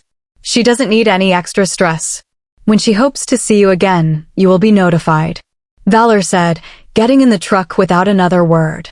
He pulled out of the driveway quickly, and I slouched against him as he drove, one hand on the wheel and the other wrapped around me. I glanced back as we drove, watching as my family's faces began to grow smaller and smaller the further we went. I watched as Raven and Cassius suddenly appeared, steadying themselves as they jumped onto the truck bed. Raven sent me a small smile for once, her initial hard demeanor gone as she stared back at me. I'd never had a female friend, but I think I've just made one. Chapter 16. I stared back at Valor, his breathing relaxed, and even as he stared back at me, his fingers tracing over my chest and down the swell of my now definitely showing belly and down the curve of my hip that the morning sun's rays shone on. It's been almost 3 weeks of peace, and I have enjoyed every second of it. I've had to increase my intake of nourishment by nearly double, and I was feeling a lot better. I was now showing, my belly seemed like it came out of nowhere, and it was one of the best feelings in the world to see my love for Valor take on a physical nature that would soon be our child, who would be the best parts of both of us, but I did miss my family. Your mother called again last night. Valor whispered. I miss her, I said. I know. If you're comfortable enough, I think it would be nice to invite them to dinner tonight at Pierre's restaurant and have them stay a few days. Christmas is coming soon. I know they would all want to see you. And the baby is coming soon, he said. I nodded. He was right. Pierre said that because of the baby's fast growth rate and how large I was now, the baby could be coming at any time. I leaned forward, relaxing into Valor's muscular chest as I kissed his neck. He smiled as he hugged me against him, his cold fingers feeling soothing as they traced little circles on my warm belly. I should probably get up and shower, and you should go hunt then, I said, sitting up. I kissed Valor and headed into the bathroom after he left. I decided to soak in the bath, my lower back feeling a tad sore, but with how fast my baby was growing, that was nothing new. I had just shut the water off when I heard the door to my room open. I walked out of the bathroom, and I had just stepped through the door into our room when hands gripped my neck. I growled at Anya as she tried her best to get a hold of me. I hadn't seen her in weeks, but I knew she'd been jealous ever since we found out about the pregnancy. She was not going to hurt me and definitely not my child. She shoved me backwards into the bathroom, trying her best to tighten her grip, but I was faster and stronger now. I gripped her throat, letting my claws dig in as leverage. She was fighting with everything in her height far greater and reach longer than mine as she slammed me against the rim of the bathtub, her grip now on my hair as she tried to force me under the water. I used gravity against her tall frame, kicking her leg out from under her with my own. In one fluid motion, I sent myself forward, my grip on her never leaving as her head hit the floor and her body went limp. I knew something still wasn't right, though, my body feeling heavy, a pressure in my pelvis causing pain. Raven! I yelled, knowing she was downstairs. I stood up, a popping sensation making me grip the sink as I tried to steady myself and breathe as water ran down my leg. I knew what this was. My water had just broken. Is she gone? You ended her, and I missed it. Raven yelled as she walked in. Raven, look at me. The baby is coming. I need you to call my grandmother, Elise. I said. She stood frozen as she stared down at me. You're bleeding, she whispered. I winced as what I could only assume was a contraction moved through me like a wave. Valor ran in, eyes going wide, and Pierre shortly after with Giselle, who was already on the phone. Valor lifted me with ease, moving me to one of the spare rooms down the hall that Cassius had put fresh towels and a first aid kit in. What the hell was a first aid kit going to do? I lay back on the bed, fisting the pillows as another contraction came. I really wanted to push. The overwhelming sensation was taking over me as I gripped onto anything that I could expel my pain onto. I need to push. I breathed out. I was thankful I was wearing a robe, only because if I had to move to change, I would have been difficult. I cried out as I pushed. I couldn't help it, but I just felt the need to, as my wolf's nature took over and began to urge my body to do its own thing. Valor stood near me, his eyes widening as he looked down. I can already see her. Come on, babe, you can do this. He told me as he gripped my hand, Giselle and Raven moving towards me with gloved hands. I closed my eyes, relaxing momentarily as I bit back the growl that wanted to leave me. Elise says one more push and the baby should be out. They're on their way, Pierre said. I cursed, digging my clawed hand into Valor's thigh as I pushed, tucking my chin to my chest as I clamped my mouth shut, and then there was relief, but it was silent. I looked up, Giselle holding my child, who had yet to cry. Valor immediately took her, cleaning her nose and mouth. I could see she was a girl, Valor turning her on her back, patting and massaging her as panic filled me. "Breathe, baby girl," I whispered. I heard her sharp intake of breath. I let out a breath as she cried, and Valor wrapped her in a fresh towel. She cried until she was fully swaddled, quieting only after Valor held her against him, cradling her in his arms. Valor walked over to me, a smile on his face as he looked down at her, handing her to me, and I placed her against my chest, and she began nursing immediately, her healthy appetite already being shown. She was so tiny yet so beautiful.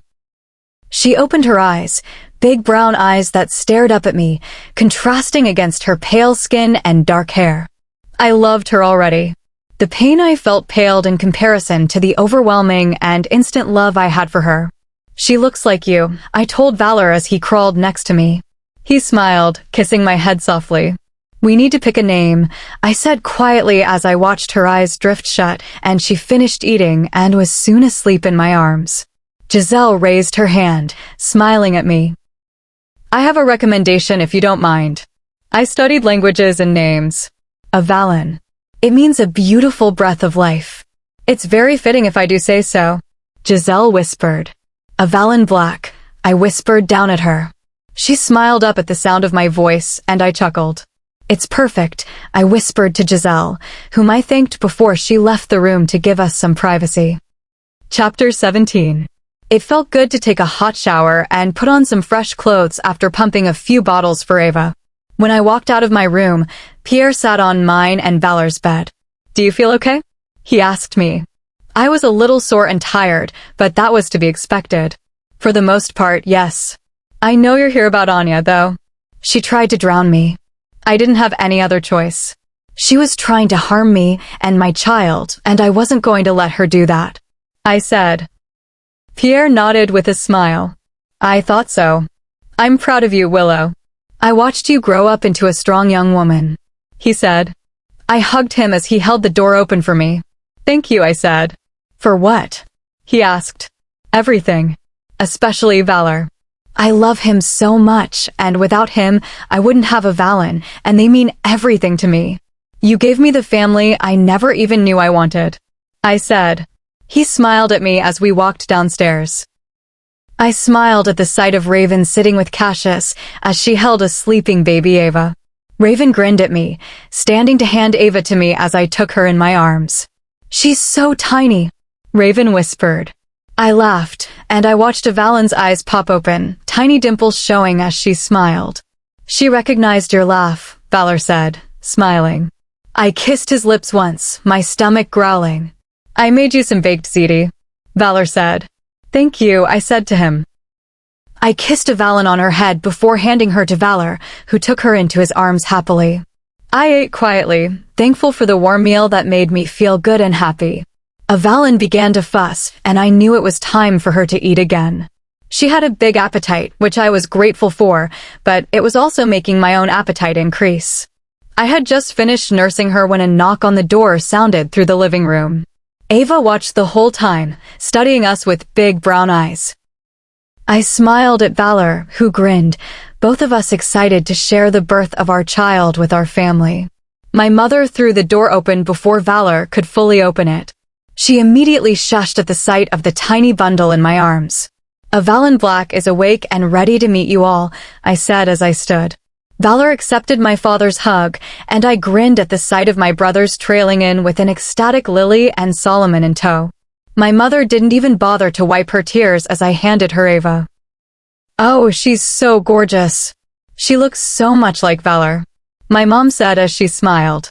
Solomon hugged me, kissing my cheek as he released me. "I miss you," he said. "You should stay the night. We can stay up and watch movies. I don't need to sleep much anyway," I said. "And we can order pizza," Lily chimed in. Valor smiled at me from the opposite side of the room, walking towards the door when it rang. I was stunned to see Alexander at the door. I loved him like an uncle, but lately he'd been the bearer of bad news. Don't worry. I'm here on my own accord. I heard Willow was going into labor. How is she? Is she okay? How about the baby? Alexander hurried. I knew he felt bad. He blamed himself for my fighting while I was pregnant, that he wasn't thorough in making sure I was fit for combat, and Ava, or I could have been seriously hurt. I'm here. And we're both okay, I said with a smile. Alexander turned to me, sighing with relief and flashing me a smile. His head snapped to my mother at the sound of Evalyn letting out a small cry just as she handed her to Valor. I cringed as she spit up, the mess landing right on Valor, who nodded as he grinned. That's my baby girl, Valor said, chuckling as he held her, cleaning her up. My father walked toward me, and I embraced him, his smell overwhelming as it surrounded me, and the picture of his beast flashed in my mind, and my fangs came forward. I flinched at the urge to use them, shoving my dad backwards as I took a few steps back, shocked at my lack of control as I gripped onto the sofa. Valor was in front of me in a second, Lily holding my daughter now. I could still feel the tiny pin pricks on my tongue from my fangs as I stared at my father. Valor snapped his fingers in my face, and my eyes snapped to him. Valor stared at me, placing both hands on the sides of my face. I gripped his forearms, my body still wanting to lash out at my father. I can't stop it. I don't get it. I hissed out. This side of you sees your father as a threat, Valor said, gripping my arms to steady me.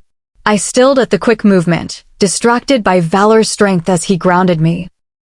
I breathed out, concentrating on Valor's red velvet eyes as he stared back at me. He released me, placing his hands on my waist, and I stood straight up as I blinked it away. It took a moment to calm myself and reassure myself that everything was fine. I'm okay now, I said quietly as I moved towards Ava, who began to cry. I took her in my arms, walking towards my father slowly, Valor handing me her bottle as I began feeding her, and passed her to my stunned father, who smiled down at her. She's so beautiful, he whispered.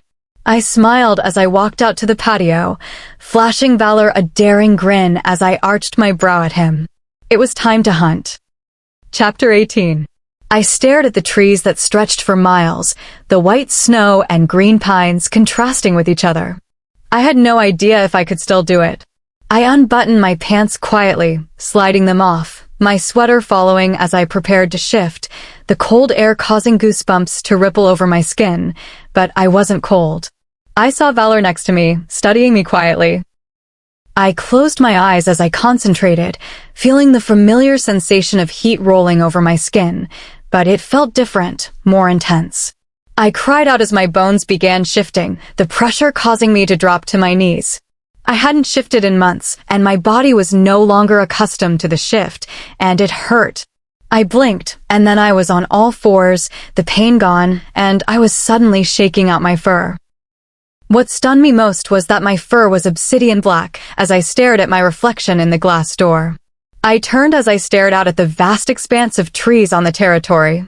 I raised my head, howling triumphantly as I let my wolf have her way. It wasn't long until I was racing through the trees. I could sense Valor behind me as he struggled to keep up, shifting human to hunt and then back again into my wolf as I ran with Valor. I slowed after a few minutes when I came to the familiar body of water that Valor and I had been in a few times before. I longed to feel the warmth of the water against my skin. I closed my eyes, concentrating and sighing out contentedly once I was on my own two legs, clutching the tree as I evened my breathing just as Valor approached. I watched as his eyes widened and he smiled as he pointed to my hair. It's black now, he said, chuckling. I gripped a lock of my shoulder-length hair and sure enough, it was stark black. It suits you, Valor said with a wink. I watched as he removed his clothes, standing straight up confidently as he stared back at me. I gripped his hand, tugging him against me as I pressed my lips against his, and then I shoved him backwards into the water. I watched as he came up, shaking his hair as he laughed darkly. Oh, you're going to get it, he said. Is that a promise? I asked playfully. He splashed back, and I laughed as I dove into the water, swimming out into the deep where Valor now was, him able to stand still, whereas I could barely manage to keep my head above the water. He laughed as he gripped my hand, pulling me against him as he held me in his arms. I wrapped my arms around his neck loosely. "I love you," he whispered. I smiled as I looked up at him. "I love you too," I said, and I kissed his cheek softly. I turned as an unfamiliar scent hit my nose, and as if on key, I heard, "How sweet." Valor immediately placed me on his back, standing straight up as he stared at the auburn-haired stranger. "Who are you, and why are you on my territory?" Valor asked as I gripped onto his tense shoulders. "I am Nicholas. Just passing through. I smelled dinner, but I take it she's yours. Care to share?" The man said as he eyed me. His eyes were pitch black. "She is mine. I'll gladly escort you to a new hunting ground where the deer are plentiful if you give us some privacy to dress," Valor said as he walked towards the shallow water, both our torsos exposed, my chest hidden from the man's wandering eyes as he grinned. "She must be special by how protective you are being," Nicholas said. "Get off my territory right now, or I'll end you where you stand," Valor warned. I watched as the man stood straight up, defying Valor's request. "Get to the house," Valor whispered to me as he set me down. "I am not leaving you again," I growled. Valor nodded quietly, and I dipped low, grabbing his shirt from the tree it hung in and placing it over me quickly. I dug my toes into the sleet-covered earth, and I watched the stranger, his eyes flashing between Valor and me and the few feet of space that now separated us. I knew I was faster in my wolf form, but how long it would take me to shift now was still unknown. I watched the man flinch, and then he was barreling towards Valor. I growled, diving towards the man who threatened my mate, shifting in a second as I caught the man and slammed him into the cold earth, ending him in one quick motion. I shifted human, staring down at the man's now still body, my adrenaline pumping as I looked up at Valor, who touched my back, causing me to flinch. "I've never seen you move so fast," Valor said to me. "I didn't want him to hurt you," I said. Valor lifted me, and suddenly the trees were a blur as he ran, and it wasn't long before we were at the house, but what I didn't expect was for us to be on the roof. I cursed as Valor held open the window to our bedroom, and I shuffled in quickly, laughing as I hit our wooden floor. Valor watched me silently, staring at me, and I felt myself grow a tad self-conscious. "Damn, you're gorgeous," he said as he looked at me. "I literally just gave birth. Have you seen my stomach?" I said as I stared at him. "Have I seen your new curves?" "Absolutely," he said as he grinned, his eyes running down my body as I began to dress, his hands finding my hips as he pulled me against him, his lip-planting kisses down my neck. I closed my eyes as I relaxed into his touch. "Valor, we need to get downstairs," I said, gripping his arm as I held him against me, allowing him better access to my neck. "Your reaction tells me otherwise," Valor said as he kissed my lips. I kissed him a moment longer, pulling away to finish putting my shirt on, despite his protests. I laughed as he sighed. "Valor, my parents are downstairs, and I can guarantee I want you just as much as you want me, if not more, but it's going to have to wait," I said as I patted his chest before walking out. I heard Valor's hiss, and I laughed, quickly shutting the door as I made my way downstairs. Chapter 19. I smiled as I stared down at my family from the top of the stairs. I felt Valor's familiar arms glide over my waist as he held me against him, planting a kiss on his mark. I turned, smirking at his display of affection. "You are so persistent," I whispered to him. "I will forever remind you of how loved and appreciated you are," he answered. I smiled at his words as we walked downstairs. "Holy," I heard in my mother's voice. I turned in confusion as she pointed at me. "What happened to your hair?" she asked. "I'm not quite sure." I shifted, and my wolf was black, and I guess my hair is too, I said. "I've never realized how much you look like Dad," James whispered. I chuckled as Valor pulled me under his arm. "I think she looks even more stunning," Valor voiced. I smiled as I sat with him on the couch, my mother handing Ava back to me, and I held her, her big eyes opening as I smoothed the pad of my thumb over her cheek. She looks so much like you. So beautiful. I told Valor as I stared down at our daughter. I hope she has your spirit. She'll be unstoppable in the pursuit of what she loves, he said. I kissed his lips softly, and he stood up. Where have Pierre and Karen gone? Valor asked. I noticed all the men were gone, and I was confused.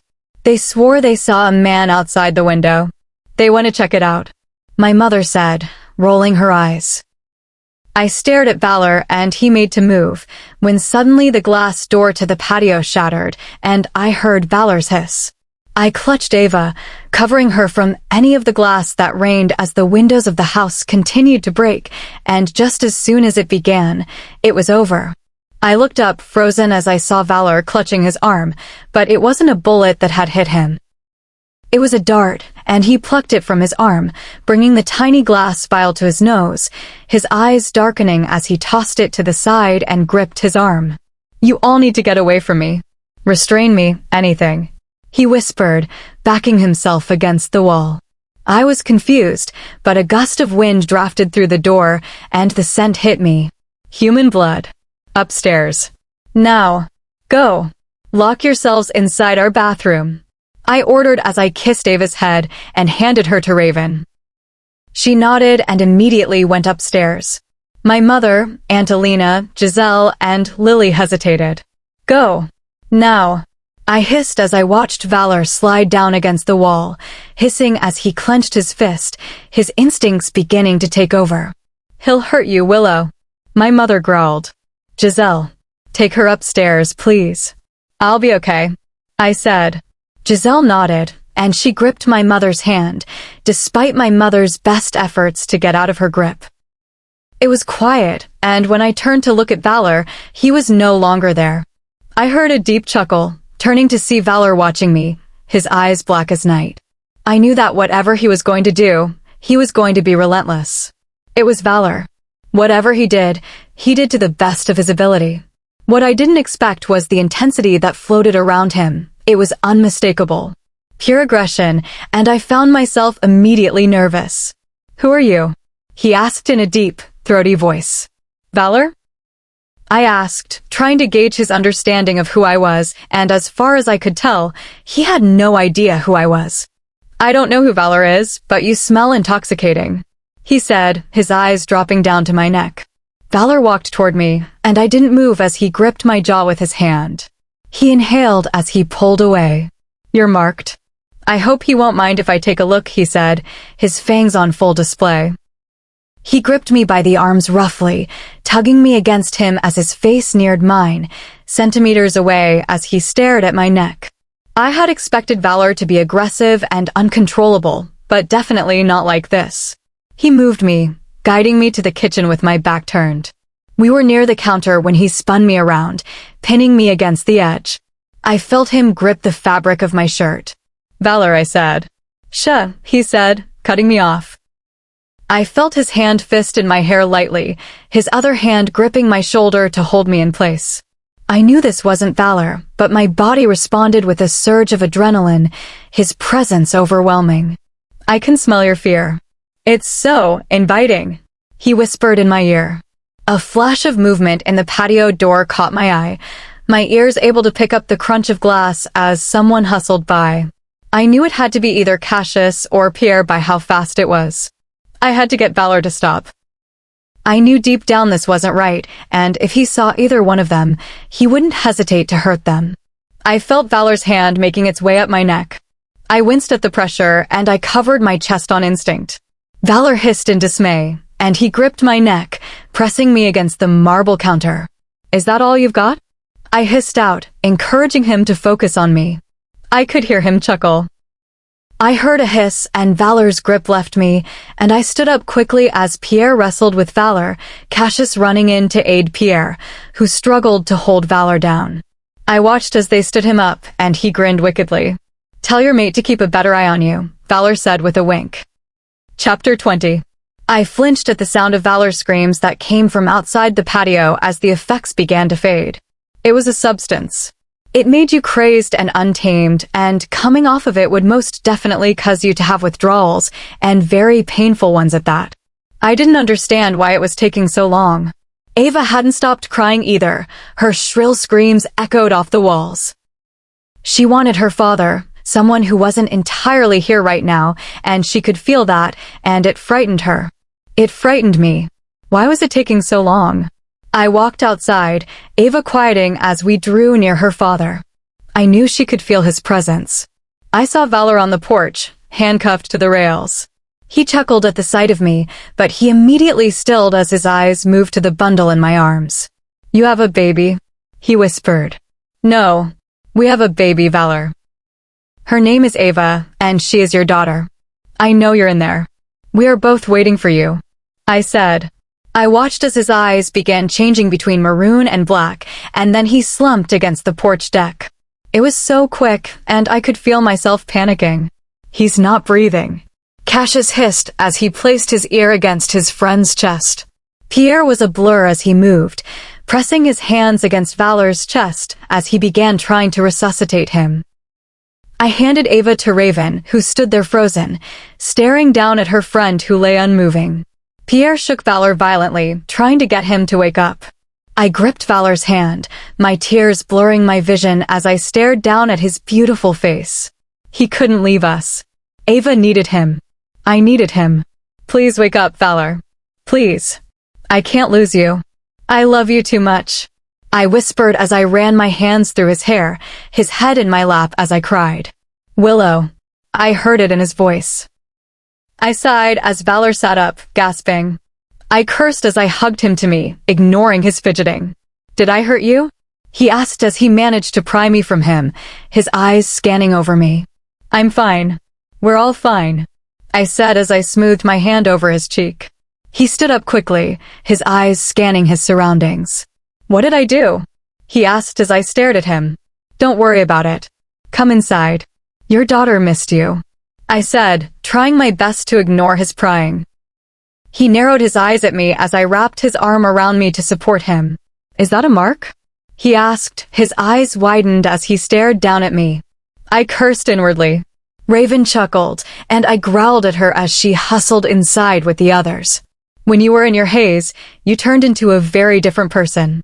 You didn't really hurt me, but you were very dominant, and my wolf was intrigued by her mate's behavior, but nothing crazy happened. Oh, and you literally had no idea who I was," I said as quickly as possible. "Did I hurt you?" he asked quietly. "It was nothing I couldn't handle," I said, shrugging as I went to open the sliding door. "You liked it," Valor said, his eyes holding humor as he stopped us from walking inside. I felt my face heat up at the accusation. Did I? It was sort of intense. Valor was usually slow, and a gentle partner always put my needs first, which I highly enjoyed. Still, something about his demanding yet teasing demeanor did have me slightly interested. We were still learning about each other. It was natural to be curious, right? "Well, I wouldn't be opposed to a little more audacity," I whispered with a grin. "Really, no," Valor whispered, his eyes darkening to the darkened red I loved. "I'm a hybrid. I won't break," I said as I stared at Valor, who was inching his way toward me with a predatory smile. I gasped as I was suddenly flush against him, his grip on my hips firm as he held me against his front. "Just so you're aware, I do bite," Valor said as he stared down at me. Chapter 21. I smiled up at Valor just before he kissed my lips softly, pulling away with a smile as Ava let out a small whine as she lay in her crib a few feet from us. Valor stood up, rocking her lightly in his arms to quiet her before he picked her bottle up from the dresser and began feeding her. She ate a lot and slept a lot and can't forget about the crying, but I wouldn't trade it for anything in the world. I loved her more than I could express, and she brought so much joy into my life and to those around me. It didn't take long for her to fall back into her slumber and Valor, and I decided to go downstairs with our family. I watched Valor as he handed Ava to an awaiting Giselle, who took her happily and cradled her to her chest. Valor gripped my hand, tugging me behind him, his excitement to hunt evident as he ran. Valor slowed when his eyes landed on my father and Pierre, both of them tense as they stared into the trees. "Get inside. Lock the doors," Valor whispered. I turned without question, the seriousness of the situation presenting itself as Pierre let out a hiss, his usually serene demeanor completely gone. Cassius rounded the corner with Raven, and Solomon stood below in his wolf form, growling at whatever or whoever lay in the trees. Raven followed me, both of us shutting the door and quickly enlightening everyone on the situation as we closed the curtains. Giselle went upstairs with my mother and Ava, my brothers, Raven, and me, quietening as a tap on the window caught our gazes back to the door. "Willow, come out. Only you," I heard in Valor's voice. I walked to the window quickly, drawing back the curtain to see Valor, his eyes calm as I opened the door and slipped out. I halted in my movements when I saw Pierre gripped by the neck by a tall man with electric red eyes. I hissed at the man on instinct, not liking his clearly aggressive behavior and group of obvious aggressors who stood behind him, all looking ready to pounce. "You're the one they call Willow? The hybrid?" he asked with a grin before he released Pierre, his eyes sizing me up. "What of it?" I countered.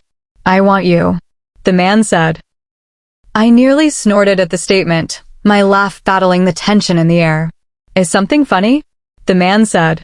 "Hilarious, actually. I am not interested," I said. He chuckled darkly, scoffing as if he were stunned at my lack of interest. The man stepped towards me, and Valor hissed out a warning, his body slightly positioned in front of mine as I gripped his arm and he stared down the man. "Stefan," Pierre hissed. The man ignored the warning and took a step towards me. I used my fingers to brush my hair behind my ear, revealing my claim. Stefan froze, and his eyes nearly burned a hole in my neck. "Who?" he hissed. Before I could answer, Valor's voice cut through the air, his deep baritone seething with warning. "It's time for you to get off of my territory and leave my mate alone." Stefan stared at me, a grin forming as he turned to Valor and then back to me. "I always thought you'd take Anya," Stefan said to Valor, who hissed when Stefan turned his gaze back to me. "Don't start," Valor warned. The unmistakable sound of Ava's cry met my ears, the noise causing my wolf to perk up at her pup, and I flicked my eyes to the side on instinct. I brought my attention back to Stefan as he shifted his weight just as Ava's cry was muffled. He took a step back, grinning as he spoke. "Congratulations, Dad," he said to Valor. I growled, my wolf surfacing at this man who posed a threat to her pup as I got in his face. "Touch my daughter, and I will end you myself," I said as I stared at him. He flicked his eyes down my frame once more before taking a step back, and he slowly retreated, his men following quickly. How did he know who I was?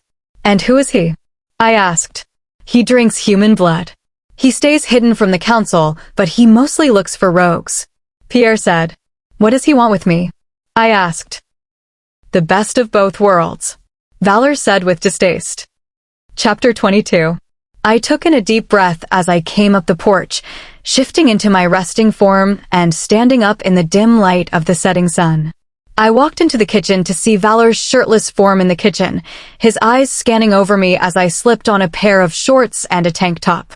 "You didn't tell anyone where you were going." "I thought something happened to you," Valor said. "I didn't know I needed permission." "I can protect myself," I said. Valor hissed at me. I growled back. I knew he just wanted to protect me, but the way he was going about it was beginning to annoy me. "You know I don't mean to be harsh, but you don't realize how much stronger a human-fed vampire is. You could have at least taken Raven," he said. I stared at him, hating to admit he was right. And the fact that he was so damn good-looking didn't help either. I could feel the change in the air, Valor eyeing me as he dared me to challenge him, to say something. I hissed at him, and he smirked, his eyes darkening. I shut my eyes. The thought of Valor had me distracted already. I opened my eyes, Valor's chest right in front of me, and I looked at him. I watched as he bit his lip, his fang pricking his bottom lip, and I watched as a microscopic drop of blood appeared, the smell hitting my nose, and I breathed in the scent. He knew I always wanted him.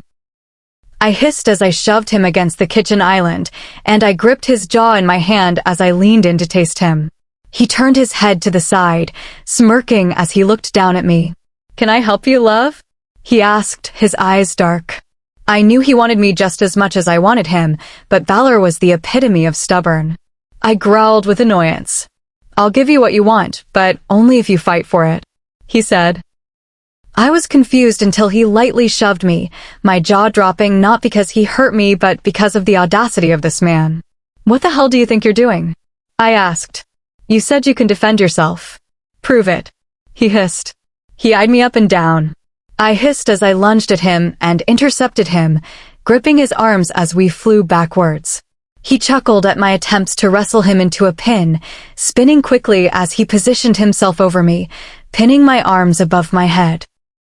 He stared down at me with a grin paired with an arched brow. He relaxed against me when he saw my face.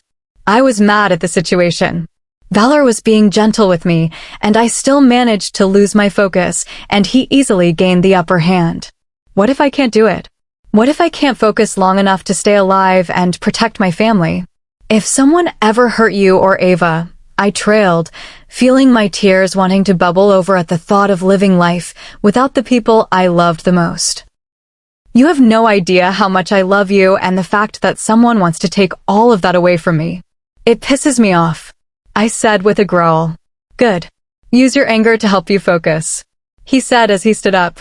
I growled as I lunged for his legs, tackling him back onto the ground, hearing the air leave his lungs as he huffed out. I clawed my hand, raising it to his face as I stared down at him as a grin slowly appeared on his face. He gripped my hips, ignoring my potential threat as he held me against him, his affection evident as he looked up at me. Valor, this is serious. I want. Willow, no one is coming near you or my daughter. No one will blink a threatening eye in your direction and live to see another day. I will teach you how to be faster and stronger, and you will teach me how to do the same. Now stop talking, he said as he flipped us with ease once again, his mouth silencing my own as he kissed me with a profound intensity. Chapter 23. Valor chuckled as Ava sat in her high chair while we tried to give her solid food for the first time, since her teeth were coming in and she was definitely losing her appetite for milk. I blinked away the applesauce that was flung at my face and chest. I told you. She's just like her daddy. She enjoys a good drink, Valor said. I rolled my eyes. I need a shower. I've got this covered. You do that, Valor said, laughing as Ava giggled along with him. I was rinsing shampoo from my hair when I saw a figure through the fogged shower door. I immediately knew it wasn't Valor. He was slightly shorter, and his scent was off. Why was he here? How did he get in here? I shut off the shower, remaining calm so the stranger wouldn't know I was aware of his intrusion. I know you know I'm here. Come out already, I heard in a deep voice, and I knew who it was as I pushed open the shower door. Stefan stood there, his eyes poised on me as he held my towel out. I eyed him up and down as I refused to move. There's no point in screaming, he said. I took the towel, wrapping myself in it as he gripped my neck, and he began walking with me. We walked downstairs, and I saw Valor's unconscious frame on the ground as a man drank from his wrist. Ava wasn't in her high chair. Please stop. Please, I begged, hoping they wouldn't end Valor. He would be lost. Stefan hissed, and the man released Valor, and I could see his chest heaving up and down slowly. I could smell Raven, her faint scent, and I could only hope that she had gotten Ava and gotten out and not fallen prey to these individuals. You've got what you want, now let's go, I growled. I didn't want them to get any ideas involving my mate or child. Stefan hissed at me. The sting of his fingers meeting my face was unmistakable as my wet hair flung to my right, falling shortly after. You move when I say, he hissed as he gripped my hair, tugging me behind him as he walked, and I struggled to keep my footing.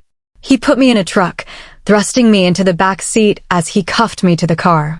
I hissed as my towel came undone and Stefan's rough hand reached into the back seat and gripped my exposed chest before he started the truck and took off. I could hear the thudding of his men jumping onto the car as we drove, one of them opening the back door and sliding into the seat next to me. I kicked him as hard as I could, his head colliding with the back window, and he went out like a light. I tugged the chain, huffing to try to break it from the metal bar of the truck. I growled as the metal dug into my skin, breaking the surface, and pain shot through me. The more you fight, the more it'll burn, sweetheart. Wolfsbane is no friend of yours, but is very kind to me, he said. I felt my wolf surface, wanting to shift, to defend herself. I knew I could do it, but at what cost? Would his men go back for Valor? Did they have Ava or Raven? Was any of my family alive? I was going to have to find out. I shifted without hesitation, feeling my wolf quickly fill up the truck's cab, ripping the cuff from the wall, though it dug dangerously tight into my paw, and I could feel the poison making its way through my bloodstream. I howled as loud as I could, the truck screeching to a halt being no match for my outcry. I shifted human as pain made its way through me.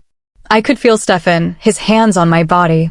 I had only managed one strike to his face before he got his own blow to mine. I gasped as the taste of my own blood filled my mouth, my vision blurring, and I felt his grip on my neck tighten.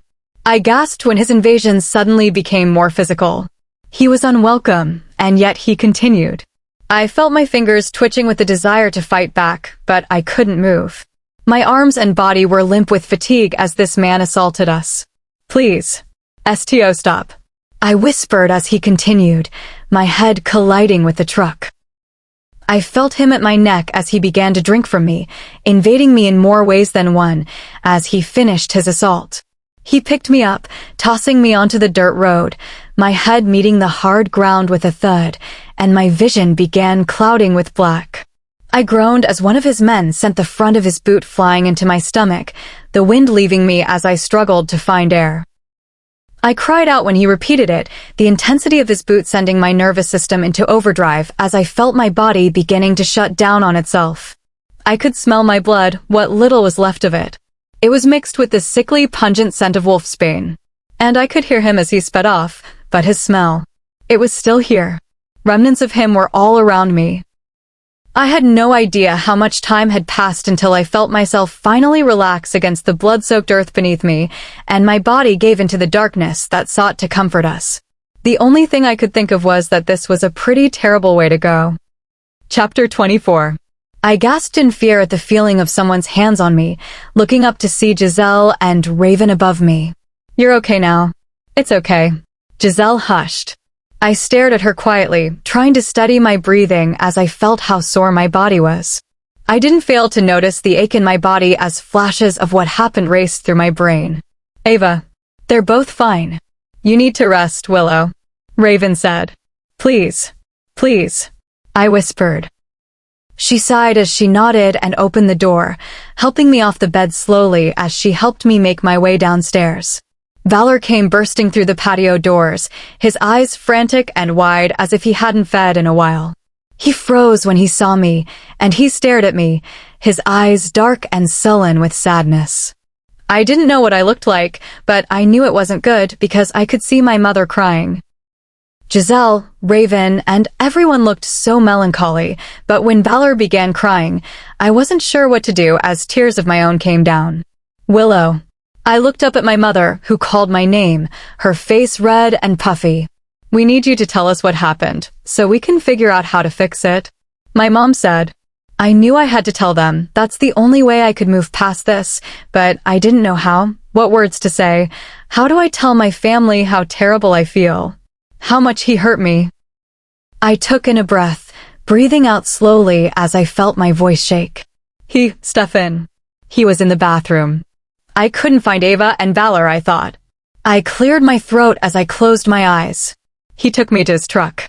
The cuffs had wolfsbane on them, but I shifted anyway. I remember how much it hurt. It burned so much. He pulled over, and he started striking me, and I think I started to black out, and he started to drink from me. I whispered. I could feel my throat wanting to close, as if his hand was around my neck again, but I would get through this, no matter how hard it was. I was not going to let this man have power over me anymore. And he violated me, and when he was done, he left me there, and that's the last thing I remember, I said. It was silent, and I opened my eyes, and I could see everyone watching me, and I could feel myself getting nervous. I didn't know what to say, and neither did anyone else. "Please leave us," Valor said, breaking the silence. Valor didn't move as tears slid down his face, and his eyes stayed locked with mine as everyone around us began to move slowly. I felt my heart clench as Valor broke in front of me. I should have been there. I should. This is not your fault. Do not blame yourself. Please. I whispered as he lifted me, sitting me with him on the couch. He held me so close, as if he were afraid I'd disappear. "You're my mate, Willow. I've been in love with you from the moment I saw you, and I've protected you ever since, and now I can't. Then teach me. I can fight wolves any day with my eyes closed, because that's what I was raised as, and that's all I know, but I don't know vampires. You know both, and I am both and need to learn how to operate as a blend. I need you to help me because in reality we aren't going to be by each other's sides every minute of every single day, and I know you hate being violent, but with how life is going, we're going to have to protect our child and ourselves." I said, "Oh, I have no issues with violence now. That man is scum, and I am going to end him so no one ever has to see him again. I was far too patient with him before. I should have ended him when I had the opportunity, but I let him go and gave him mercy. But now, he's hurt the woman I love, and I will hunt him down." Valor hissed. He was right. Who knows how many other people Stefan has hurt? It is not okay. "I want to do it," I said quietly. "What?" Valor whispered. "Find him. Hold him responsible." I said. "And when you find him, what are you planning to do? Because I know I want the man gone." Valor said, and I could see his fangs out as his anger came to fruition. I pondered on the question, not knowing what I actually wanted. If I stooped to his level and ended him, I'd be no better than him, but I also didn't think he deserved to live. "I don't know," I answered honestly. "Well, I'm telling you now. If your mind is not made up by the time we find him, I will end him where he stands," Valor said. Chapter 25. It's been almost 3 months and Pierre and Giselle have been training me every day. Though I am thankful, I would have much rather my mate train me, but Valor has been so distant. I flinched as Giselle's fist grazed my cheek, and I stepped back. "You're not focusing. What's got you bothered?" she said. I hesitated, and she cocked her head to the side in disapproval. "It's Valor. He hasn't even bothered to do so much as kiss me. He hardly even looks at me now," I said. I knew my cycle was coming soon, and although it wouldn't be as strong, it was still coming and would be difficult if he wasn't there. "You need to talk to him," she said. I nodded and thanked her before excusing myself. I walked into the house, Valor's scent faint, but lingering as if he'd just been here. Ava had been with my parents since I left this morning, so I knew she was safe. I sighed and walked upstairs, showering quickly and putting on a pair of sweats and a sports bra before heading downstairs. I stopped at the sight of 3 strangers. 2 men and a tall platinum-haired woman, their red eyes finding mine as I voiced my warning. I could definitely handle them if I had to. I was much stronger now, and my reason to survive was safely tucked away with my parents, and I would defend myself in order to see my family again. I watched as they all grinned. Valor smirked as he appeared from behind them. I froze as I saw him. "I need to talk to you," I said as I stood up straight, his eyes piercing into mine as he nodded, dismissing the vampires. "I know you, Willow. You're afraid I've forgotten about you, but I can promise you I haven't, and I never will. Right now we both need to focus. That's why I've distanced myself from you. Even though it pained me, we needed it, but now I know we're ready for anything," he said. My mistake was asking him why he did it. He had locked the door and drawn the blinds before turning around and making his way towards me. "It's incomprehensible to you how much you dominate my entire being. My mind. Images of you flash through it. Touch. I can feel your skin under my fingers. Your smell. The sweetest aroma that has ever existed. Bergamot and vanilla because of your shampoo. It's soft yet delightful. Sound. I love hearing you say my name. Your voice alone captures my attention, and when I see you, all I want to do is be with you. See you happy and content. You are everything to me, and you have no idea just how much I think of you. I knew if I wanted to get things done, I had to focus because you distract me in the best way possible. Let me show you how much I've missed you," he said as he brought his head to mine. I kissed him softly, lacing my arms around his neck as he lifted me, locking me in place with his arms as he placed me on the counter. I sighed as he moved his kisses to his claim, and I held him against me. I placed a hand on his chest softly. I felt a whirlwind of emotions flood me as I stared up at him. "I missed you so much," I thought. He smiled and kissed my lips slowly as he silenced me. "I will always want you, I will always need you, and I will always love you with my entire heart for the rest of my days," he said. I kissed him softly, breathing in the scent of him that I had missed so much. He lifted me bridal style, walking up the stairs with me as I ran my fingers through his soft, dark hair that was now past his shoulders. He placed me on the bed, climbing in next to me slowly, the bed creaking as he moved. I felt his grip on my waist as he guided me towards him, his hand finding my hair as I nestled my head under his chin. I could feel the intake of his breath slowly, and I closed my eyes in the comfortable silence. I loved how intimate the moment was with us hardly even touching. Valor's fingers smoothing circles on my back was something I thought I could do for hours, and I did. "Marry me," he whispered into the silence, his baritone waltzing into the dimly lit room. He said it so softly and surely. It was not a question, but a statement, because he already knew what my answer would be. "Okay," I said quietly. Chapter 26. I was surprised when Valor made us get up then and there, and Pierre led the ceremony. It was simple, impulsive, and spontaneous, but I wouldn't have had it any other way. Our whole family was there, and that was plenty of audience, and it was all I could ever want. I smiled as I held a giggling Ava, who seemed to be getting bigger by the second, and I knew she'd begin walking soon with how fast she was growing. I could see Valor watching me from the corner of my eye. "Can I help you, Mr. Black?" I asked with a grin. "Just admiring my beautiful family, if that's okay with you." "Mrs. Black," he said as he stood up, Ava's sight line immediately snapping to his, and she smiled as she reached up for her father. I smiled as he lifted her, peppering her face with kisses as she giggled heartily. His phone rang, and we both instantly quieted. Calls were only supposed to come if they found anything. Valor had hired some of the best hunters to see Stefan or anyone with a connection or information regarding him. Raven and Solomon ran in as if on cue, both of them breathing heavily. "They found one of his men," Raven said to me. I needed to see who it was, and I bolted outside before anyone could stop me. I ran until I came to the clearing. I could see my parents, brothers, and Cassius, Giselle, and Pierre as they formed a group as Cassius held a man who was bound with his hands behind his back. I watched as pack members who'd volunteered to search and some of the returning COVEN members began to gather at the spectacle. I immediately recognized him. He had been with Stefan. He had almost ended my mate. He was there when I was taken. "Move," I said firmly as I spoke into the sea of people. Everyone's heads turned, and they immediately parted at my order, Cassius forcing the man to the ground, where he dropped to his knees. I stood tall as the man recognized me. "You know who I am, don't you?"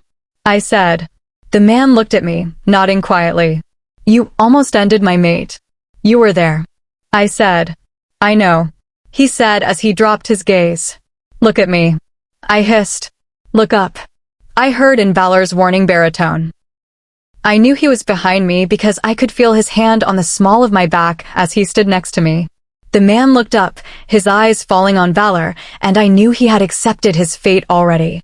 "Where is he?" Valor asked. "Please, end it already," the man said, his eyes wide as he yelled. "I asked you a question," Valor said, ignoring the man's request. I watched as the man began to laugh, tears streaming from his eyes. "He wants her. He's tasted her blood, and he won't stop. Not until she is his completely," the man said, looking at me, pity in his eyes. "I'm sorry. Please," the man whispered. "Then tell me where he is," I whispered. "I'm not sure where he is. He never stops moving, but he is based up north somewhere." There's a small town he feeds from, the man said. I nodded, taking a step back as I took in the information. I had what I needed and knew what I needed to know. I turned, watching Valor, who stalked forward quietly and calculated, his eyes focused on the task. No, no. I blinked as the man's cries went unfinished, and silence fell over the clearing. I knew what was coming and what had to be done to protect my loved ones. Anyone could be bought, anyone could be betrayed. I needed to make solid moves, and this was the only way to secure my family's future and well-being. I stepped away, walking into the house, following an unbothered Valor who had the same goal in mind. You feel like taking a trip up north? I asked him as I entered. I'll follow you anywhere, he said, smirking. Chapter 27. I grinned as Valor kissed my neck, lingering for a moment. We're supposed to be at the jet in 15 minutes. Everyone else is already there, I said as I tilted my head back. I just want to hear you call my name one more time, he said as he pulled me close. I laughed as I stepped away. Tease, I said as I sat up, looking at him as he put on his pants. Only for you, he said. I rolled my eyes, laughing as I went to the shower, quickly rinsed, and put on my dress. By the time I came out, Valor had our bags packed, and his jaw was taut as he looked me up and down. Let's go, I said. And sadly, I don't think you mean staying here, he said as he grabbed our suitcases. I chuckled as we both walked downstairs. We had begun the short drive to the jet in silence, and it wasn't long until I felt something was off. The windows were down, and I could smell the air, my keen sense of smell catching an unfamiliar scent. We were leaving Solomon and my brother to oversee the pack for now, and the Coven members were mostly nomadic but would check in. Slow down, I said quietly. Valor immediately slowed, his eyes scanning the surroundings quickly as he picked up the alert in my tone. I could smell it. Wolf. Male. Maybe a few years older than me. I opened the car door, angling my body toward the trees as I undid my seatbelt. Do not stop the car, I said as I inhaled, just as I saw the figure in the tree line. I leapt from the car, landing as Valor sped up.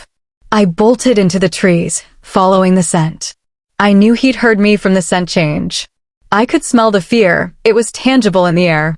I immediately shifted, landing on all fours as I surged forward.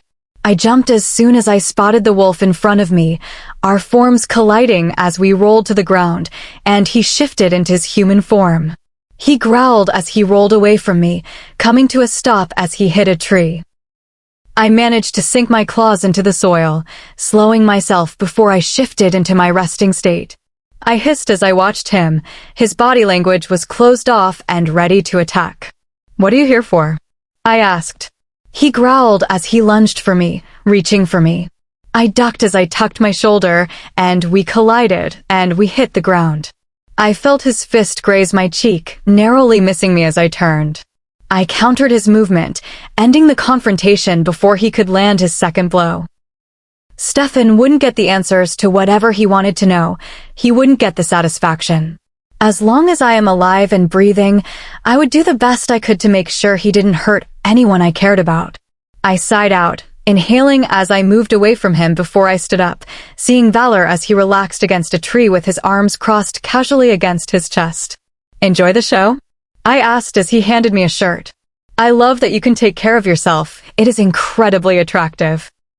Valor said with satisfaction as he eyed me as I placed the long shirt over my body. We need to go, I said, ignoring his stare. It wasn't long until we were on the plane with our family, and we were taking off. I watched from the window, and Solomon and my brother waved to us as we took off. I knew the pack and territory were in good hands, and I felt relief for once, but now we were going to handle business. We would be staying with another coven whose leaders are old friends of Pierre and Giselle, and I was looking forward to meeting other vampires, but also getting things done. I felt so much more confident in myself and my role. I showered in the jet's private cabin, the tiny shower warm, but not nearly as hot as my muscles needed, and I felt good. I slid on my pants, boots, and sweater. The weather was completely different than ours at home. I walked back into the cabin, everyone asleep except my mate, taking my place next to Valor, who smiled at the sight of me. Veda and Teo are going to be intrigued with you, just a warning. Valor said with a grin. Why do you say that? I asked. Willow, there is so much about you that is unique.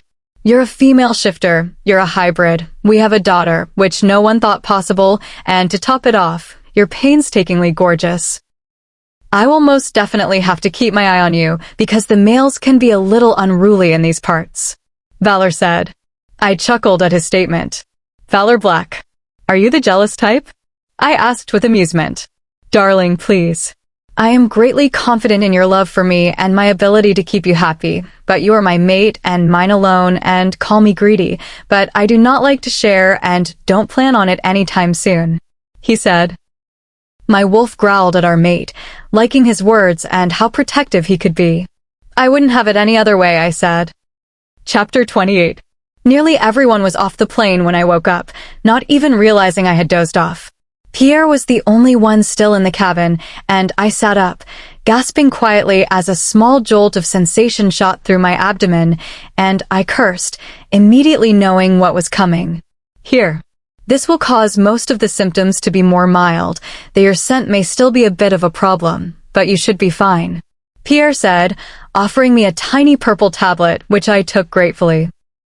I sighed after drinking it down. I always seem to have the best timing, don't I? I said sarcastically as I stood. Pierre chuckled as we exited the plane, and I knew Valor could smell me, but not nearly as strongly as usual, from the way he looked a little puzzled. Are you Dash? No, I'm fine, I said, but the moment I looked at him, I knew I wasn't. He looked alluring to say the least. I let out a shaky breath as I stared at his profile, his velvet eyes focused as he walked, and his large hand encasing mine as he led us forward had my mind already in a whirlwind. I wanted him. And if I didn't get what I wanted soon, I knew my wolf would take over. I didn't realize we were inside until Valor's voice brought me back to reality. Willow, this is Teo and Veda, Valor's voice announced. I looked up to see a man and woman, both striking with auburn hair and matching red eyes. They were clearly related, twins, I assumed. Nice to meet you both, I said as I shook their hands. You all must be thirsty after your flight. Would you like to hunt? But if you must settle in first, the guest house is on the way, Veda said.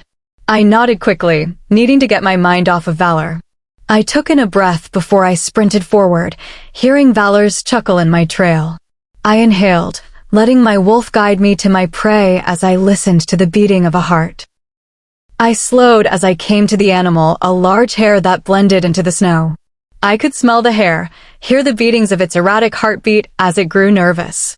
I sighed out, readying myself when Valor's scent met my nose, and I growled as my wolf grew hungry, but not for the hare. I turned towards Valor, who smirked down at me knowingly. He knew exactly what I wanted, what I needed. I know that look, love, he said. It was as if only seconds had passed, and we were in the guest house already, Valor's lips on mine as he gave me just a small sample of what I've been craving, but I wanted more. I removed my clothing and quickly began helping Valor with his. He hissed softly as I kissed his neck, running my hands down his bare chest as I gripped the hem of his pants. He chuckled darkly as he lifted me, hooking my legs around him as he let us fall into the bed with him above me. I could feel him taking his time, but I didn't want slow and sensual. I wanted him. Now, Valor, I hissed as he kissed my neck. Is something wrong? He asked immediately as he broke away from me. I love that you enjoy being gentle with me, but I sighed as I took in a breath. I want you to take me, I said blatantly. I watched as his face contorted into a grin, then he grew serious, and he moved quickly. I could feel excitement bubbling in me as Valor took control, showing dominance that had me only wanting him more. He wasted no time, and I gripped the bedsheets as he joined with me, holding still as I adjusted to him, but it wasn't long until he was gripping my hips and giving me what I needed. I gasped, fisting the comforter as Valor moved with me, and just when I felt myself threatening to come undone, he turned us, so I was facing him as he moved above me on the bed. He kissed me, silencing the moan that wanted to pass my lips. I gripped his shoulder blades as I found my release, growling with pleasure as Valor sank his fangs into my neck, kissing his bite and teasing his claim. I found another release just as Valor found his, and I kissed his lips as he finished. I chuckled as he lay next to me, staring at me with a well-satisfied grin as I caught my breath. "I enjoy seeing you come undone at my touch," Valor said. "Well, I can guarantee I enjoy it just as much, if not more," I said. Chapter 29. I smiled as I held Ava. Her teeth were coming in, and I knew, with how strong she was and how fast she was growing, that she'd be walking soon.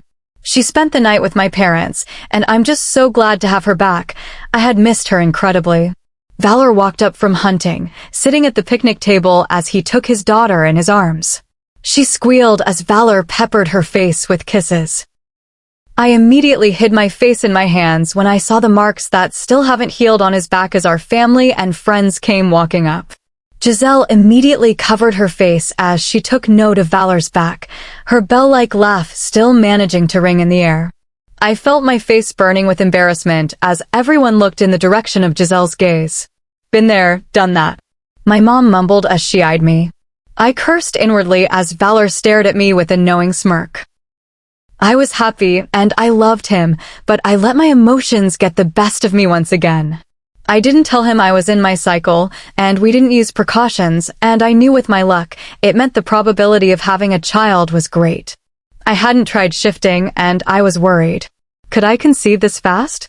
I was here for a reason, and if there were a chance I could be pregnant, Valor wouldn't even let me blink in Stefan's direction. I quickly covered my facial expression with a smile, but I knew Valor caught it. He was far too intuitive for my liking at the moment, and I'd been trying to avoid him all morning. He took my hand, beckoning me to the side as I struggled away from his grip, but the moment he touched me, he froze momentarily, and then his hands were gripping my waist as he ran his nose up my chest and across my collarbone as he breathed in my scent. He stood up, his velvety eyes looking at me knowingly as his jaw set in a harsh line of disapproval. "Why didn't you tell me, love?" he whispered. "It was so sudden, and I didn't want you to worry, and now I thought I might be." I quieted when Valor took my wrist and pressed his lips to it before biting into it. I sighed out, but Valor quickly removed himself, closing his eyes in concentration. "You're not," he whispered. I stilled at the revelation. He knew exactly why I was so nervous. How he figured it out was beyond me. I sighed. "But you easily could have been and still can be. We both need to be more careful," Valor said. I nodded. I should have told him as soon as I knew it was coming, and I felt bad that I kept it from him. "I'm sorry," I said. Valor smiled and planted a soft kiss on my lips. I turned as a flash of auburn hair met my eyes, and Veda and Teo stood next to us, as if they had been racing, both of them laughing and smelling of the hunt. I lifted Ava, who whined, and I handed her a piece of watermelon so she could chew on her aching gums, and she quickly began gnawing away at it as she cooed. "This is your child, Willow?" Teo asked, admiring Ava and her red-tinted brown eyes. I nodded, but frowned when he turned to Valor. "And you're the father?" he asked. Valor hissed immediately. My jaw dropped at Teo's accusation. Both Veda and I were stunned, and Valor tried to move, but I placed my hand on his chest to calm him, handing him his daughter as I turned toward Teo, who was growing nervous. I have been nothing but loyal to Valor from the moment I met him. He is the only man I've ever been with or have ever wanted, and will be the only man who shares my bed until I take my last breath. I said, looking up at Teo. "I'm sorry." "Please forgive me," Teo whispered. I stood up straight, feeling myself itching for prey. My wolf wanted to lash out at this man who accused us of being unfaithful to our mate, but I knew better than to let my emotions cloud my judgment, and, despite Teo asking ridiculous questions, he volunteered to help us. He didn't need to do this. "Your ignorance, though unbecoming, is forgiven," I said to Teo, his body language holding regret. "Thank you." My brother often doesn't know when to be quiet, or to use his eyes or his brain, apparently. Ava is clearly the spitting image of her father. Veda said, staring sharply at her twin, then smiled at me as Valor approached from behind, her hand on my arm. She is, I said, smiling down at Ava. Now, please, let's sit. We've got many things to talk about. Veda said. Chapter 30. He's been spotted a couple of hours from here. He lures young women from the bar in town, and he feeds from them. A few of them know of us and are fascinated by the fantasy he feeds into their gullible minds. He's even got a few rogue wolves on his side. Veda said. And why hasn't the council done anything? I asked. We have no proof. We've reported it, but most of the women we're able to find won't go against Stefan because of the mind games he's playing with them. Veda said, rolling her eyes, and I could pick up her distaste for the humans in the area. Valor immediately shook his head at me. You're not doing that. No. End of story. He said. He won't end me, and you know that, I said. We can set a trap, I said. But I will not use you as the bait, Willow. He nearly ended you. Valor growled. I sighed, knowing there was no way Valor was going to budge, but also because I was extremely frustrated, as I knew it wasn't going to work. He's too smart. We're going to have to play by his rules. We're just going to have to figure out his next move before he makes it. Valor hissed in annoyance. And that's when it hit me. We were here and not there. Valor. The wolf we saw before we left. It was a trap. It was to make sure we were on our way out. They didn't need the wolf to report. They needed him not return at all. His absence was their green light. We need to get home now, I said as I stood. Veda and Teo immediately offered themselves and their coven as support, and a few hours later, we were on our way home. I felt myself growing sick with nervousness as anxiety of the unknown began to eat away at me, and I felt ill as soon as the plane took off, so I sat down as I called home. Solomon answered the phone on the first ring, and I was thankful when he seemed calm, and I sighed in relief. I held Ava, and I took in a breath as I tried to calm my nerves before I spoke. Valor nearly snatched the phone out of my hand, and he quickly began speaking into it as he stood and walked to the back of the plane's cabin out of earshot. Minutes later, Valor came walking back, his face hardened with irritation. What did you tell him? I asked as he took his seat next to me. You need to feed, Valor said, leaving my question unanswered. I hissed at Valor, and he sighed out as he slumped into his chair. I told him to be prepared for anything, he said. I stood up, handing Ava to Pierre, who took her gratefully as she giggled at the face he made. I gripped Valor's arm and tugged him out of his chair. I could tell he was stressed, the bags under his eyes giving him away, and I knew he hadn't fed nearly enough. He was with me most of the time, and I was able to sustain myself on my previous diet and fed occasionally, but I knew Valor didn't want to be apart from me, so he went without. When was the last time you fed properly? I asked him as I ushered him into the restroom. He sighed, and I kissed his lips slowly, offering my neck to him. Willow. Do it, I said to him. He huffed, but kissed my neck once and inhaled deeply. I sighed out as I felt him against my skin before he drank from me, and as soon as he tasted me, I felt his grip on my waist tighten as he placed me on the small sink.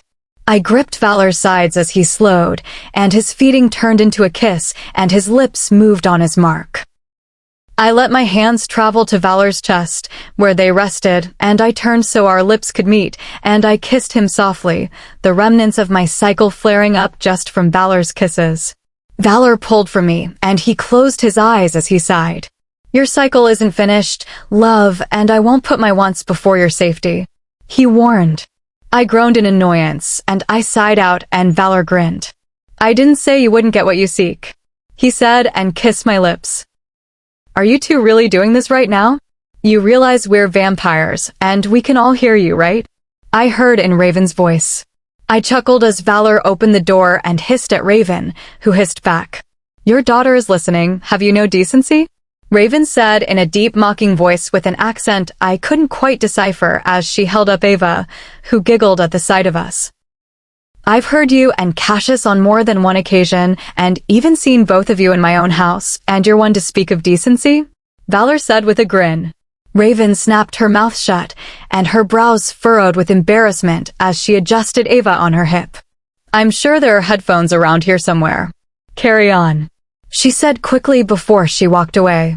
Valor went to shut the door, and I scoffed at him in disbelief. Did he really think I'd be able to enjoy myself while my family was practically having a picture painted in their minds of my private life? I'm not doing anything when our entire family is 10 feet away, I said as I hopped down from the sink. You had no problem with it a minute ago, Valor said with a smirk. That was before I knew everyone could hear us, I said as I walked out of the bathroom. I could feel my face burning as I walked past my unamused father, while my mother chuckled as she clapped her hands together in humor. Your father and I did it in a bathroom once. It was quite nerve-wracking. I nearly hurt myself on the tub, she said. Yeah, and your mother practically threw me out the second-story window. I swear, sometimes she only wants me for my body, my dad said, and I cringed at the thought, and my mother and father began laughing together. Chapter 31. Despite all the laughter, I knew things were serious now, and I needed to be ready now more than ever. I wouldn't stop until I knew my family was no longer threatened by Stefan or anyone else, for that matter. I held my father in a firm grip, and he tapped my arm as he submitted, and I dropped back as he took in a breath, and he smiled as Pierre clapped. You fight differently now that you're a mother, he said. She's got more to fight for, Pierre said. I stood up as I took in a breath. We need to go again, I said as I readied my stance. I could feel the fatigue in my body, the back of my throat burning slightly, and I licked my lips to distract myself from the need to feed. I'm not as young as I once was, and you're a lot stronger than you've ever been. A pattern will emerge from this. Pierre, old friend, how about? You need to rest and feed. I haven't seen you do anything other than train for 4 days, Valor said, his tone serious as he walked off the porch and onto the grass. Pierre's head snapped to me in concern. If you deprive yourself, you will only lose control, and you may hurt yourself or those around you because of it, Pierre warned. Hunt with me, Valor said as he gripped my hand and we began walking toward the trees, much to my dismay. I yanked my hand from him. He looked back, and we stood nose to nose as we stared at each other. Do you want to lose control of yourself? Do you want to hurt your father? Your mother? Solomon? Do you want to harm someone you love because you could not control your nature? I know what it's like to see someone pass because you took too much to sustain your own, and I promise you, after you do that, you will never be the same, he stated firmly. Valor gripped my arms in a way he had never before, holding me against him as he spoke, his words sinking into me as his eyes held worry as he stared down at me, then released me. I gripped his arms, and I closed my eyes as my head spun, his words still echoing in my mind, my throat burning as I gulped, suddenly realizing how thirsty I was. Valor wrapped his hand around my waist as he guided me into the trees, and soon enough, he'd found prey, and soon enough, I was feeling significantly better, but knew I needed more. I gasped when I suddenly felt a sharp sensation on my arm, and Valor cursed as he suddenly gripped me. I stared down at the small dart protruding from my shoulder, inhaled as a strange sensation overtook me, groaned as my senses seemed to come alive, and let out a slow breath as I removed it from my arm. I wavered a bit as I blinked. As I adjusted to the energy that flew through me, I inhaled a masculine scent before I looked up, finding myself in a sea of trees. I was in unfamiliar territory as I looked around. I stared up into velvet red eyes, and I growled at the strange man who had me in his grip, and I shoved him away from me, where he stumbled back a few yards, and he held his hands up in surrender. Willow. Come on, Willow, it's me. It's Valor, I'm your mate. The man boomed as I stared at him, as he clapped his hands and waved his arms as if he were trying to wake me from some slumber. I knew he must be lying when he said that. One thing I was sure of from the moment I understood it was that I did not want a mate. I stared at the man's handsome features, still unable to identify him. His dark brown hair and chiseled features were beautiful, but I knew he could be dangerous from his physique. I couldn't understand how this man seemed to know who I was, and I felt my wolf growl, wanting to shift and defend us against this unknown threat. Just come with me, you're not doing this. I struck the man who called himself Valor, and he accepted the blow with a nod. He let out an angered breath when I struck him again, and it connected with his jaw, which he gripped as he looked at the ground. I stared down at the ground near my feet, my previous feed finished, but I craved more. I wanted more. I wanted to challenge him. I could smell his scent, my senses heightened, wanting to know what this man was capable of, how it would feel to defeat him. I knew I had to defeat him. The man read me like an open book. He knew what was coming, and I felt myself grow excited.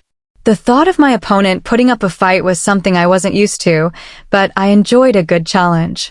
"Guess we're going to do this the hard way," he said. "I guess we are," I said. Chapter 32. I hissed as I lunged at him, and he intercepted me, gripping me against him as if he were protecting me from the ground as we hit it. I had scratched him across the face when he grabbed my wrist. I gasped at the feeling of his hands on my skin. It sent tingles down my spine, and I closed my eyes as flashes of this man kissing my neck, my body, and him being with me ran through my mind. But it wasn't like a fantasy, it was a memory. I could feel it, and I could see myself as I kissed him, as memories ran through my mind, the two of us laughing, and even a baby. I lay in the grass as the memory of who I was and who this man touching me came flooding back to me as he pinned my thrashing body down and sank his fangs into my neck. I cried out in pain, and soon enough, I was relaxed, and he released me, and I watched as he stepped back. I felt incredibly weak, and I knew my body was reacting to the substance being stripped from my system. The high I was on was quickly fading, and it was quickly being replaced with pain. "Valor," I managed out. He hushed me as he lifted me. I could feel my body yearning for the rush already. How it made us think was indescribable, and I knew if the temptation overcame my sensibility, I would easily become dangerous to fuel my addiction, and that was the last thing I wanted. "Sleep, love. You need to rest," Valor said as he began to run out through the trees. I could feel my body heating up as I closed my eyes, as Valor moved with a speed to be envied. Valor's hiss sounded just as a jolt of sensation shot through me, and I growled as my body felt as if it had been ignited, Valor's touch scorching me, and he dropped me as I growled in protest when he removed his touch, and it was replaced with discomfort. I was in my cycle. How? I wasn't sure. I'd just finished my last one. I looked up as he cursed, to see a small dart protruding from his neck, and he removed it from his skin. My eyes widened as Valor keeled over, and he grunted as he let out a hiss as the substance began taking over his body. I leaned forward, and I gasped when Valor had me pinned against the forest ground in a second. The grin I had once seen when he was under the influence some time ago was now back again. It held promise this time, one my body would not deny herself as my wolf responded to her mate's dominating side. "We meet again, love. I will finish what I started," Valor said, inhaling at my neck. He didn't hesitate as he took my lips in a kiss that had my insides swirling with want. He removed my pants and tossed them onto the ground. He sat up and pulled me onto his lap as he sat himself against a tree, and soon enough, his hands had removed the rest of my clothing as my reasoning went out the window and my wolf took over, and I felt myself to lose control as my threshold reached its limit. I grit my teeth as I moved with Valor, the need to feel him primal as we lost control of our focus. I knew in my mind we needed to stop, that I needed to prevent this, but it was as if I had no cognitive ability and my body was not responding to my demands, but only listening to my wolf's. Valor's bite sent me over the edge, and he hissed as his hands gripped my thighs and he guided my movements. I growled and gasped with pleasure as Valor finished, and my cycle began to fade slowly. I blinked my way back into consciousness as my wolf let herself sink into the back of my mind. I moved back immediately, and I stared at myself in shock, my bare body covered with a sheen of sweat, and a few dried leaves and dirt littered my hair and body. Valor hissed as he reached for me, his pupils still large and black. "I'm not done with you just yet, love," Valor said as he gripped my wrist. I knew the state Valor was in. He would be relentless in his desire. I couldn't. I felt worried already for losing control, and I could feel my wolf wanting to please her mate once again. I knew what was going to happen, what was probably happening inside of me as I spoke. I had to get us out of here. This entire situation had Stefan written all over it. I reached out with my hand and felt a smooth, hard surface. I touched Valor, and he hissed with approval as he stared down at my bold move. His jaw clenched as he closed his eyes, and I moved quickly as I gripped the rock in my hand and struck Valor, and I winced as his unconscious body collided with the forest floor. I stood up as I hustled for my pants, not bothering with my shirt as it lay in tatters on the floor. I gripped Valor's leg, certainly not going to leave my mate out here to be hurt or worse by Stefan and whoever was attacking us. I cursed as I felt my cycle flare up as soon as I touched Valor, the sensation tearing through me with such intensity that it had me staggering as my vision began to tunnel and the trees around me whirled before everything went black. Chapter 33. I gasped as I woke up. I reached out on instinct. I needed to find Valor. It was dark, the cool night air whipping around me as I blinked my eyes into focus. I panicked when I didn't feel him next to me. I sat up quickly, looking around, and I winced in pain as I struggled to keep myself upright, my knees weak as I gripped onto the nearest tree to support myself. His scent was faint, nearly gone as I inhaled deeply. I needed to find him. I knew they took him. I saw signs of a struggle on the leaves, and the trail disappeared after a few feet. I tried to shift, my wolf whimpering in protest as she retreated to the back of my mind, and I knew why. I placed my hand on my stomach lightly, knowing it would soon grow once again. I could see the house from here, tiny and far away, but still there, and I knew slowly, but surely, I'd get there. I could feel myself weak from the cycle I had gone through. I needed nourishment. I was yards away when Pierre came running out, my parents behind him as he reached me. He wrapped my bare body in a sheet before he lifted me into his arms and moved with me quickly. I didn't feel right still. My whole body hurt, especially my stomach. What happened? He asked. Both of us were injected with human blood. Valor got it out of me, and then he was hit with it. It was different than before. He was aggressive, and I went into my cycle. I said as he placed me on the sofa, sighing out. You made it? My mother asked quickly, and I nodded, then watched as she disappeared upstairs. They took him, I said, my voice cracking at the thought of my mate being hurt at the hands of a man as foul as Stefan.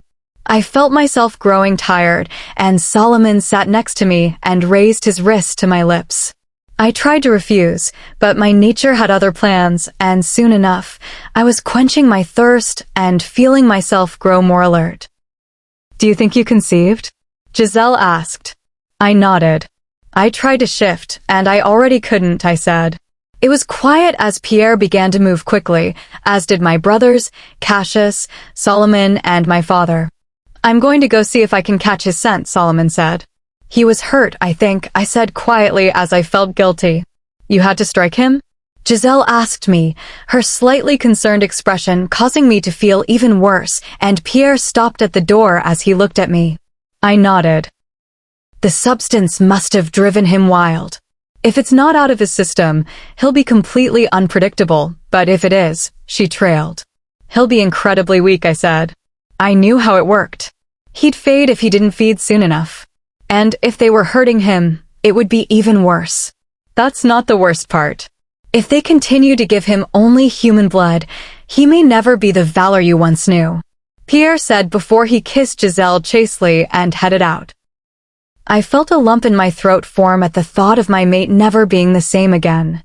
Giselle made to move toward me, but I shook my head. I didn't want consolation. That would mean I had accepted it, and I watched as she exited the room. I would always fight for him, especially when he couldn't fight for himself. My sweet, kind man would be gone. I felt nauseous and turned over on my bed, leaning over a trash bin as my stomach began to lurch, but nothing came up, and I continued to heave as my stomach cramped and felt as if everything inside was shifting painfully. I gasped as I sat back against the hospital bed, and I saw my stomach was visibly growing before my eyes. Moments later, it stopped, and I struggled to catch my uneven breaths. I cried out when the sensation began to happen again, and I could feel it. My pup inside of me as it grew at this shocking pace. Giselle ran in, her face contorted into one of disbelief, before she quickly made her way to my bedside, and my mother ran in as well as Raven, who held a wailing Ava. "What is happening to my daughter?" My mother yelled at Giselle. I gripped the sheets as pain blossomed in my abdomen, and I felt a sharp snap in my side, and I groaned as I curled into the mattress, holding on for dear life, and soon as it began, it once again stopped. I struggled to breathe, and I could feel the pressure building as Giselle moved above me. My vision was blurred, and I tried to take a breath, but a sharp flare of pain had me cringing, and my chest was tightening even more. "She's not getting enough oxygen," my mom yelled as she touched my face. "They're coming, and her rib is fractured." Giselle hissed at my mother, ordering her to get some towels and the emergency kit. "Who is coming?" My mom shouldn't be running off if people were coming. I looked up as my mother ran back in and tossed Giselle a towel, which she placed under her. "I need to get the babies out." "I need your help, Raven," Giselle hissed. "Babies?" I took in a breath as Giselle placed an oxygen mask over my face, and I watched as Raven handed Ava to my mother. I winced when a wave of tension hit me, and I knew it was a contraction, and I had the urge to push. "You need to push, Willow." I growled as my wolf took over, deciding it was time to have reign over her pups, and it was time to birth. Chapter 34. Girls. Twins. Scarlet and Ruby Black. Red eyes exactly like their father, and so I named them as such. That color represented who they were, and I knew they were more vampire than werewolf. That alone I could see from their eyes, for they were far different than their older sister's beautiful brownish hues.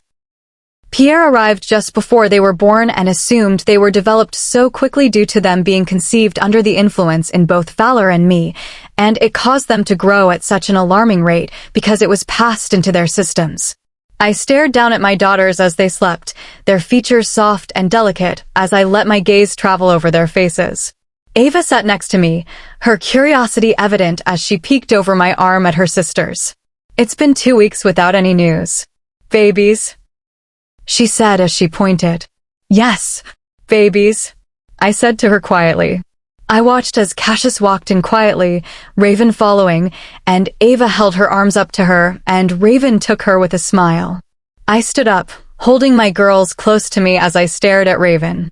She knew what I wanted to know, the same question every day for the last 2 weeks. "They think they caught his scent, but they're not sure," she whispered. "Why not?" I asked. "It was so close," she said. "How close?"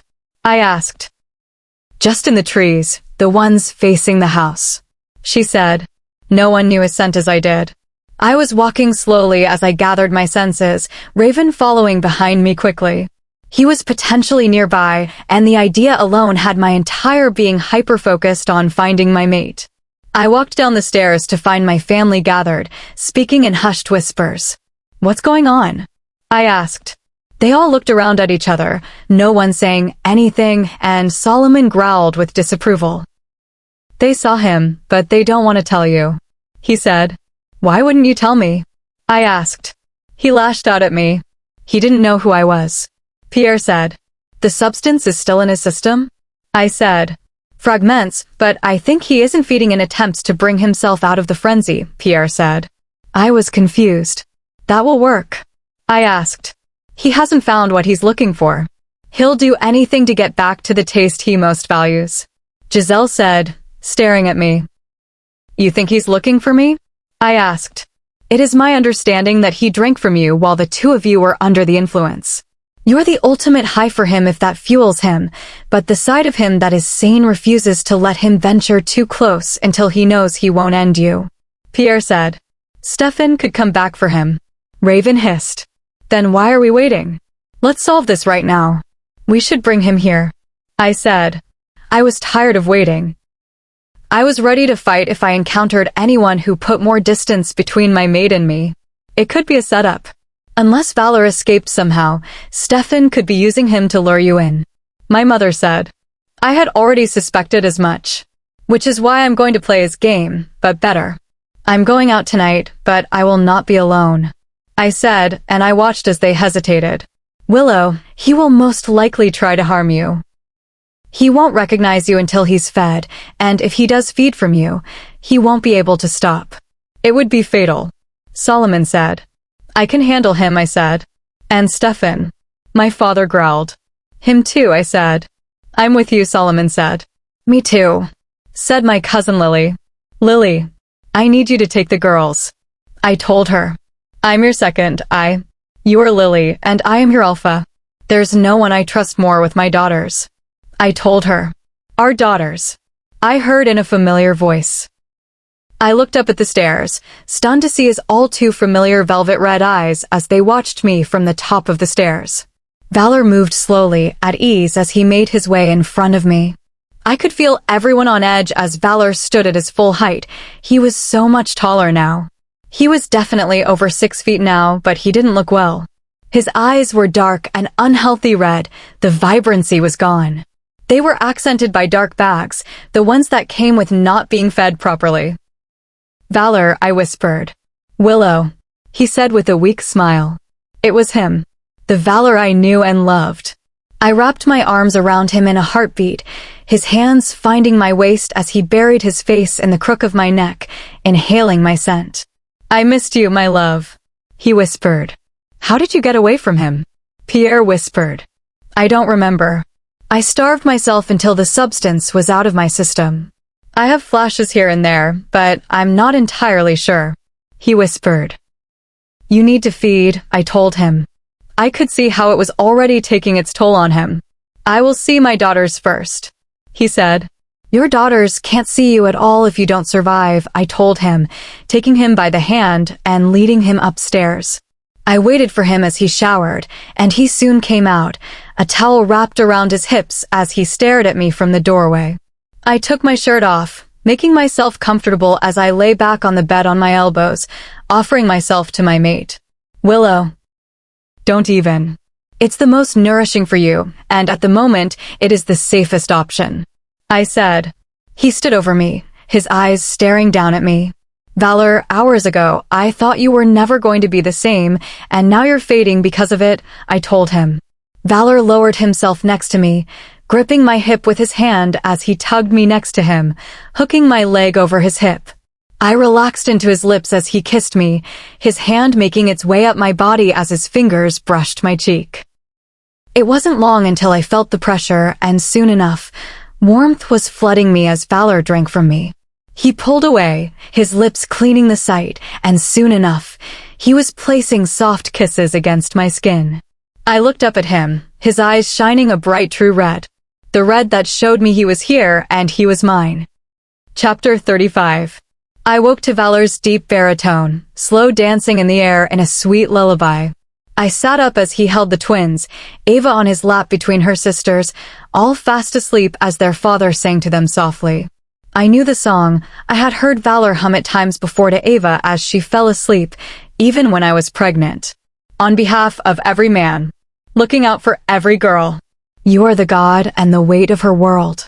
So, fathers, be good to your daughters. He stopped singing, and our seemingly normal moment was over, and I remembered that just outside my father was on patrol of our house, and a man was trying to destroy what I had here. What Valor and I created together. Our family. When the time comes, I don't want them here. I want them safe. Away from all of this, he said. I completely agreed.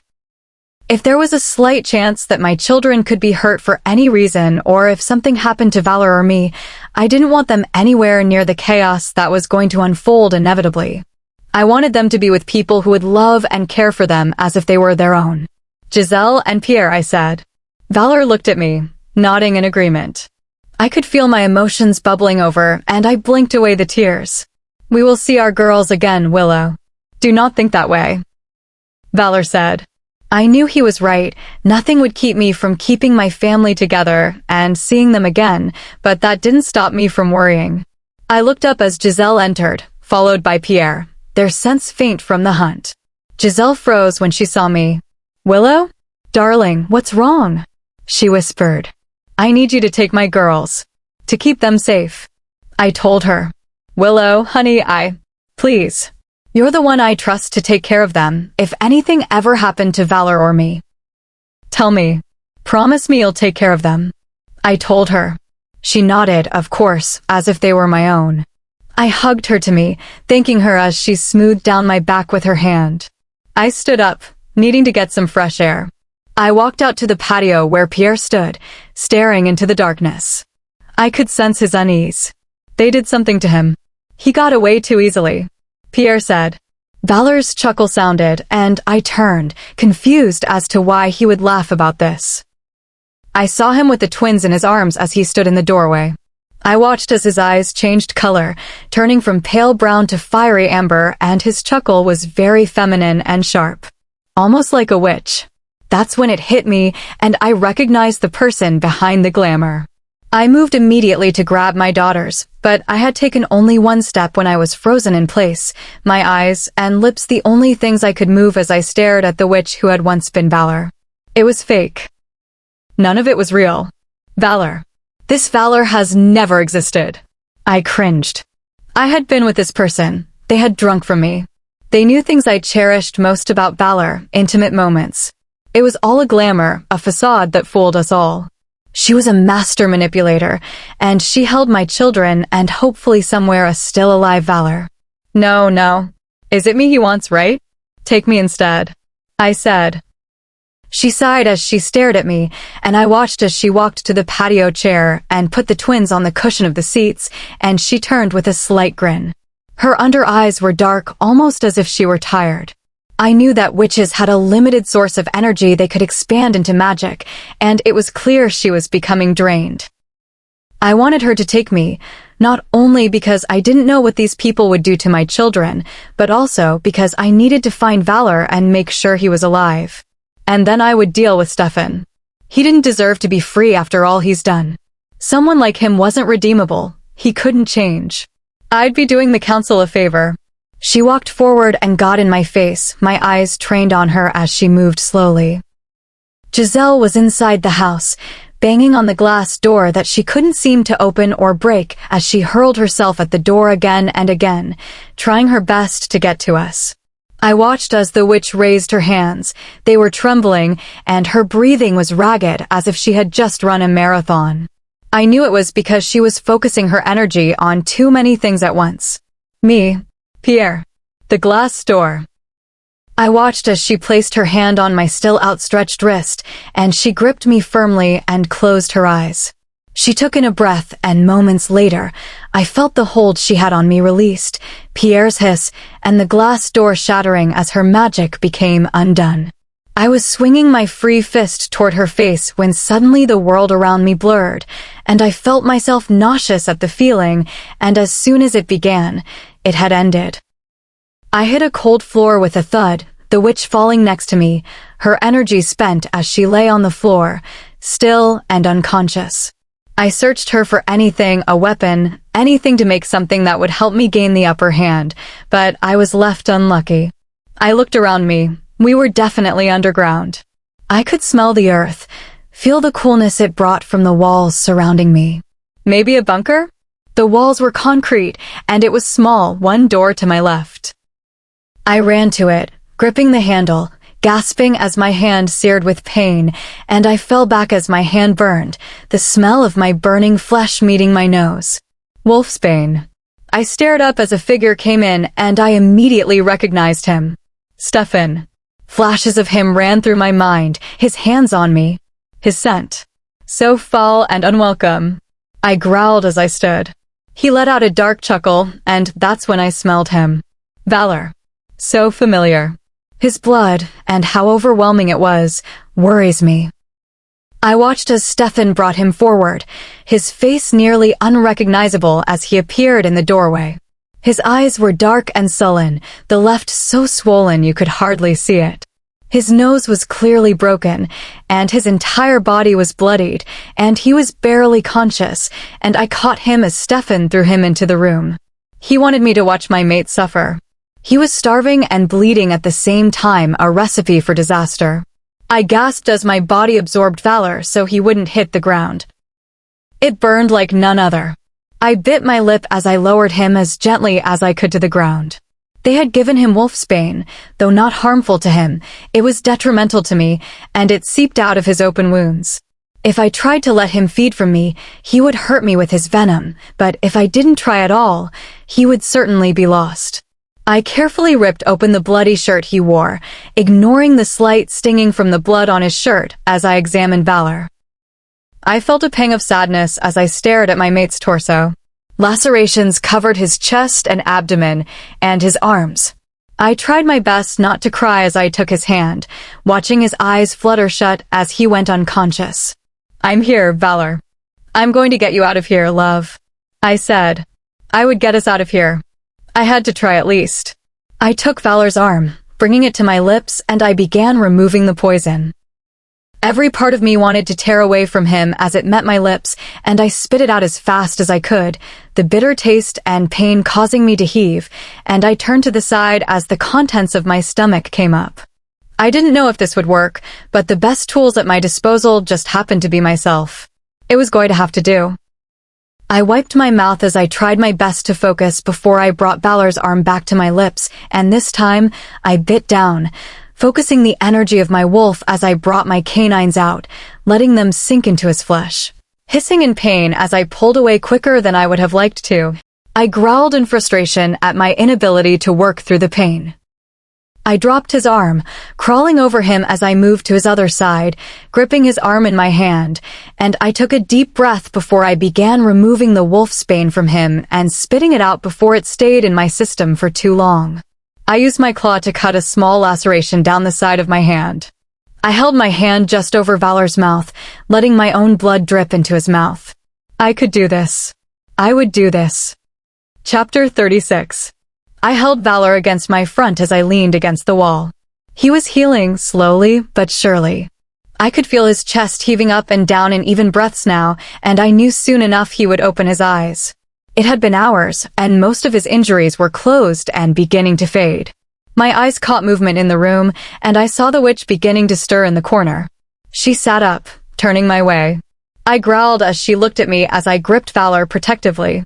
"I'm sorry," she whispered as she stared at me. "Not that it matters to you, but he has my apprentice," she said. I sighed inwardly. The story goes that most apprentices of magic were orphaned children in the human world, and the moon would harness her energy to care for them. The energy of the moon would mark them and soon develop the craft, and if they were lucky enough, they would somehow find their way to their kind. "How old?" I asked. "He's 8. Our kind's moon energy isn't fully developed and ready to be harnessed until puberty begins, so he is completely defenseless," she said. From how she spoke of him, I knew she cared for the boy. It was clear she was a maternal figure to him. "So that's why you did this?" I asked. "I had no choice. Stefan has him. I haven't even been able to craft under the moon, and Stefan's presence is suppressing my energy now. It's making me and my magic dark. I pray to the moon he isn't corrupting my boy," she said. I definitely felt for her, knowing I'd do anything to keep my girls safe. The feel of Valor's body moving diverted my attention, and I was stunned to see his piercing red eyes staring at me from his nearly completely healed face. I hugged him to me, and he buried his face in my neck, but pulled away quickly. "How did you get here? Did he hurt you?" Valor asked, his voice low and a little hoarse from being silent for so long. His eyes immediately snapped to the corner of the room, and he hissed as he forced himself to stand. Seconds later, he had the witch pinned against the wall. I rushed over, gripping his arm and tugging him away from her. "They took her son Valor," I said. "You don't know what she did to me, what she took from me. Memories of you, Ava, things I'll never get back," he hissed. Seconds later, she was out of his grasp and had appeared next to me, the only thing between her and Valor, and he moved to get to her. "Please," she begged. I turned to face her, stunned to see her eyes dark, the veins in her face sullen and dark. "Willow, move," he said. "I can give you the memories of your wife and your daughters back," she said. I watched as Valor's face contorted with confusion as he turned to me. "Daughters?" he asked. My breath caught in my throat. He didn't know. The fake Valor did. I nodded quietly. "I'm not sure how much you even remember." We had mated when my cycle came, and your human nature was dominant. They developed in an incredibly short amount of time. Twin girls. Scarlet and Ruby. I said to him. He pulled me to him, resting his head against mine. How are they? Are they okay? He asked. I nodded. We need to get out of here, he said, turning his attention to the witch. And I watched as he stared down at her. You brought my mate here so that you can send us both back, he said. It's not that easy. My energy is gone. I haven't seen the moon in months. It would take too much energy to transport both of you. Then send Valor, I said immediately. A growl-like sound came from Valor in protest, but there was no question about it. I was in fighting shape right now, and Valor wasn't. I knew I could focus on Stefan if Valor weren't here, and I was constantly worrying about whether or not he was okay. Do it, and let them know it's real this time, I said to her as I pulled myself away from Valor's grip, taking steps away from him. He moved towards me, but she had already grabbed his wrist, and I watched her eyes close.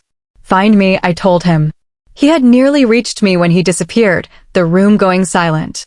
I stared up at the visibly weak witch, her arms dropping out in front of her as she caught herself against the wall, taking in quick breaths before she stood back up on wobbly legs.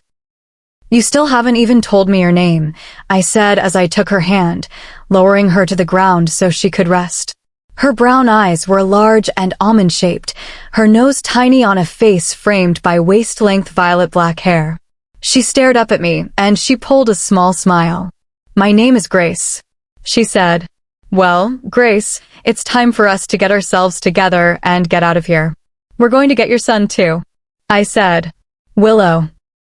If we can get to him, and we all somehow get outside under the moon, I could get us all out of here, she said quietly. I was going to respond when the door opened, and I immediately moved to the other side of the room, tucking myself in the corner as I held a finger to my lips, staring at Grace, who turned away from me as she understood. I could smell his odor before he came inside. The loud humming of a machine sounded, and my lungs burned as I took in a breath. I was hoping you would have ended her by now, Willow. Are you not up to it? Stefan voiced. I could hear his footsteps nearing, and I growled warningly as he hovered over me. My wolf whined as she tried to show herself, but failed as my head began to ache. Wolfsbane is effective, isn't it? Stefan said as he shut the door behind him, cutting off the flow of fresh air. I could only partially shift, my claws coming down, but I could feel the strain and effort it was taking on my body. I moved to my hands and knees as the air of the room seemed to thicken, and it became harder to breathe, and my vision began to spot, and I dropped to the ground, unable to move. You're going to end her, Grace yelled. Stefan raised his hand, and the humming of the machine was cut off, and he grinned. You're right. I don't want to do that. I'd like to get what I want from her one more time before I break her completely, he said, staring down at me.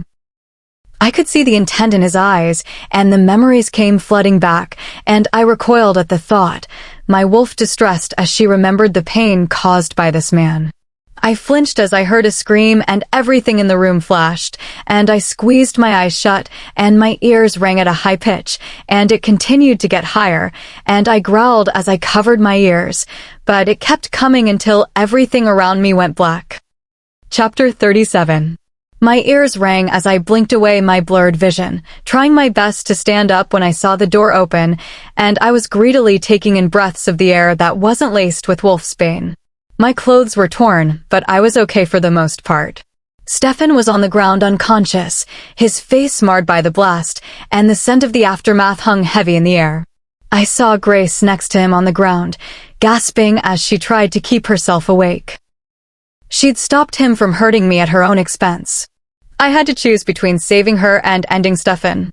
I knew what I had to do. She was petite enough that I was able to carry her, but I didn't get very far. I was weak from the wolfsbane, and I hadn't fed in a while. I used my foot to shove open the door, wincing as the wolfsbane burned against my skin, but I continued to move as quickly as I could. We came to a hallway of cell-like cages, and I turned at a voice, a small, beautiful boy with golden brown curls and bright magenta eyes that contrasted against his caramel-toned skin. Get away from her, He yelled at me, his small hands reaching through the bars of the cage and trying his best to get to me. "You're her apprentice?" I asked. He narrowed his eyes at me before he gave me a slight nod. He stepped back as I threw my weight against the gate, managing to knock it open. "The door to the outside is this way," he said as he ran ahead of me. I took in a deep breath as I brought my wolf forward, lifted Grace, and began running towards the exit. It was dark as we emerged from the tunnel. The only thing keeping it from being pitch black was the moon, low in the sky. I watched as Grace took in a deep breath and her brown eyes opened. "Sage," she said. "I'm here, Grace," the boy said as he dropped to her side. "You need to go with Willow. She will keep you safe." Grace said. I knew what she was doing. "Grace, I can carry both of you on my back." "We can." "No. It's too slow. He will be waking up soon," she said. Sage stared down at her, his bright eyes glossy as he stood up straight, and he bowed his head to her. "By the moon," he said. He took my hand, and I watched as Grace touched his arm, and that whirling sensation overwhelmed me, and seconds later, it was over, and I fell against a hard surface. I immediately recognized my surroundings as I rolled onto all fours before standing on the porch. I stared into my house to see everyone gathered in the living room, and Valor was speaking with Raven and Cassius. I looked down at Sage to see a tear rolling down his cheek still. He knew Grace was gone. I took his hand, and I walked to the patio door, opening it slowly as I ushered Sage in before me. Valor was holding me in a second, his arms tight around me as he hugged me to him. He kissed my face all over before resting his head against mine. Sage's grip on my arm caught my attention. I looked down to see him staring at everyone, specifically Cassius, who stared at him back. "You should not have brought that boy here," Cassius hissed. "He's just a boy," Raven hissed in Sage's defense. "You have not seen what his kind are capable of," Cassius said. "My kind saved your leaders by sacrificing their own lives," Sage spoke. Cassius stared down at Sage, but didn't speak as the boy stared back at him. Sage turned towards Valor, who stood next to Cassius, and he looked up at him. Valor hissed, grinning when Sage wasn't fazed. "Thank you," Valor told him and bowed his head in respect to the young boy. Sage returned the sign of respect, bowing his head to Valor before he flashed a slight grin. He took my hand quickly, suddenly gasping as his entire body went still. He looked up at me, his eyes glowing as he stared forward. "He's coming," Sage whispered as he turned toward me. I cursed as I stared at him. His eyes were still glowing, and something was clearly going on. "I thought you didn't have the craft yet?" I asked. Sage was still frozen, the blank look on his face still apparent, and his eyes were glazed over. "He can't hear you," Valor said as he gripped Sage and stared into his glossy eyes. Sage snapped out of the trance-like state with a gasp as he turned toward me, and I watched as his small, lanky body gave out and Valor caught him, lifting him with ease. "He needs to go outside," I said. Valor ran with him, took him outside, and laid him down on the grass just below the porch. Sage's body arched off the ground, the moonlight glistening off his skin, and I flinched as a flash of light radiated from him, and then it was gone. Sage sat up quickly, his eyes glowing. "Fake it, Lunamper," he said as he stood. I had studied Latin growing up, and I knew the phrase, "made by the moon." It was a traditional saying when we shifted for the first time. It signified letting go of our past selves, living in harmony with our wolves, and using our new selves as guides. Apparently, those with the craft had it too. If he didn't have powers before, he definitely had them now. I saw him. "And Grace, her moon spirit, is with your daughters." I saw them too. "The moon will protect them and the woman with the white hair, but he will be here soon. His aura is dark, it shows destruction. He plans to end us all," Sage said. Chapter 38. I watched Sage as he sat cross-legged on the porch, eyes closed as he whispered inaudible words. "What do you think he's doing?" Valor whispered. "He's praying to the moon," Raven said. I looked at her in confusion. Cassius had a friend. He was ended by a woman who did dark magic. It was like nothing I'd ever seen. Raven said. "That's why he didn't like that Sage was with me," I said. She nodded. He may be just a boy now, but he will grow into a man with more power than you think. I have never heard of his kind getting their energy before they were at least 10. Raven said. I turned to look out the sliding glass door, but Sage wasn't there. I stood up, Raven taking notice too as the two of us moved quickly outside. I could see him in the distance, running into the trees. Raven immediately bolted after him, and I was definitely not going to let either of them disappear into the dark by themselves. Minutes later, we were in the trees, Raven shouting for Sage, and I looked around for him, understanding how someone so small could move so quickly.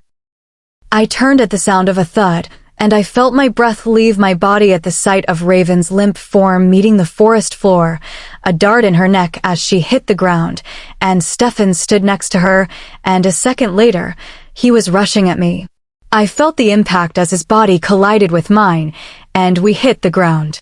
I took in a breath as I hissed, bringing my fist forward across his face before I shoved him back with my legs.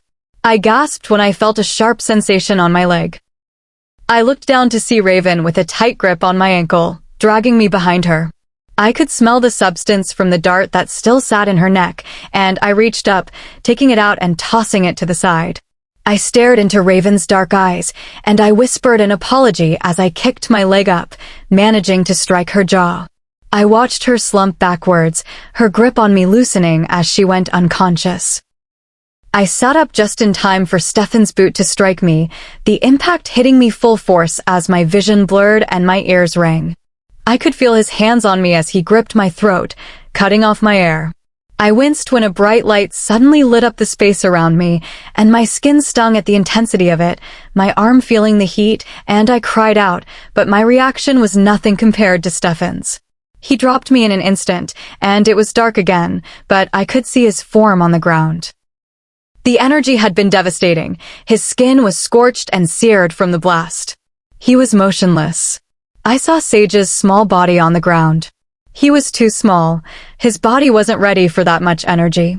I knew no amount of moonlight would bring him back. I gasped as I tried to put weight on my ankle, ignoring it as I picked up his small body from the forest floor.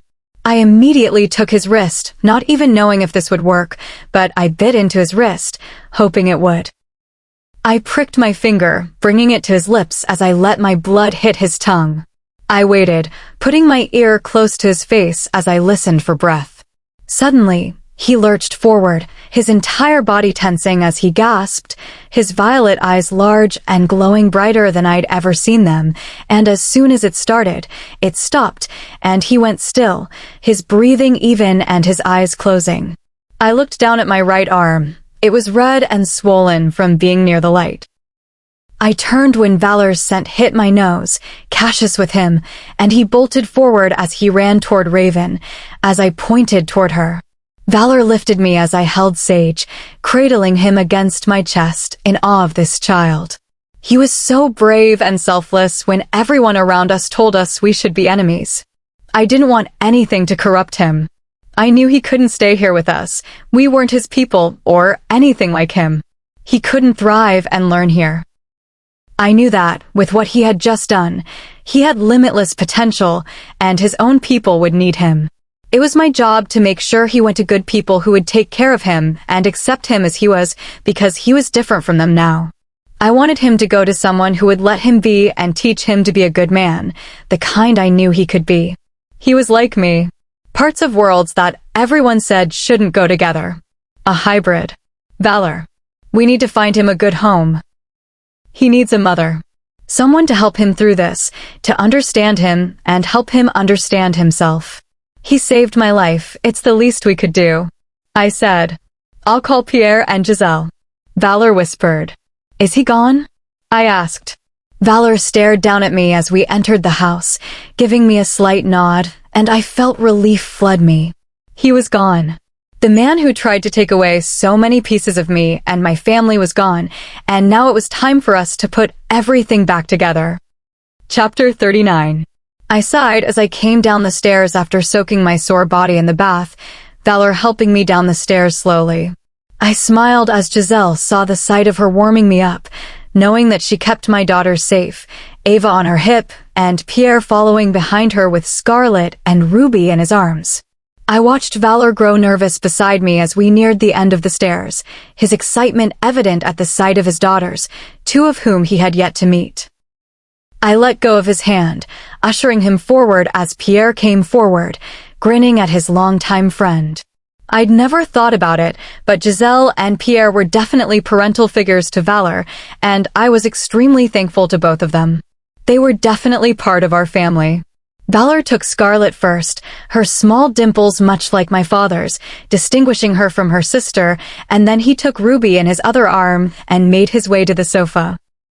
Avalon crawled next to him, kissing her father's face before she cuddled next to him as they both stared down at the twins. I turned when a woman walked in, her age apparent in the smile lines of her face, but that didn't make her any less beautiful with her arctic white hair that was in loose waves down her back and her mint-colored eyes staring around until they landed on me. "You must be Willow." "I'm Winter, I'm here for Sage," she said. I immediately liked her. I could sense her genuine personality, and her age and demeanor told me she was wise and had good intentions. "I'm here, Master Winter," Sage spoke as he bowed his head to her. She was a master of her craft. I knew that title had to be earned after an intense amount of studying by her kind. Sage approached her, and for the first time, he showed his sadness as his face became sullen. "Grace." "I know, Sage." I felt her leave us. She whispered to him after she dropped to his eye level with him. "Forgive me," he said. "Oh my boy, you did everything right. You stayed true to the moon. You saved all these people." Grace fulfilled her purpose. "Nothing happens under the moon without reason, Sage. My daughter knew what she was doing when she chose you as her apprentice. Now I will teach you," she whispered to him. I was stunned that Grace was Winter's daughter, and even more stunned to learn that their kind was entirely different from what they appeared to be.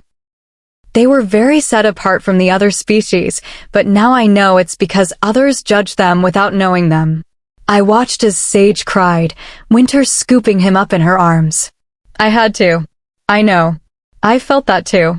I will teach him your ways as well. Giselle and I have been friends for decades. You saved him." "Thank you," she said. I bowed my head in respect, and she did the same. "Sage," I said. He looked up, his eyes puffy from crying.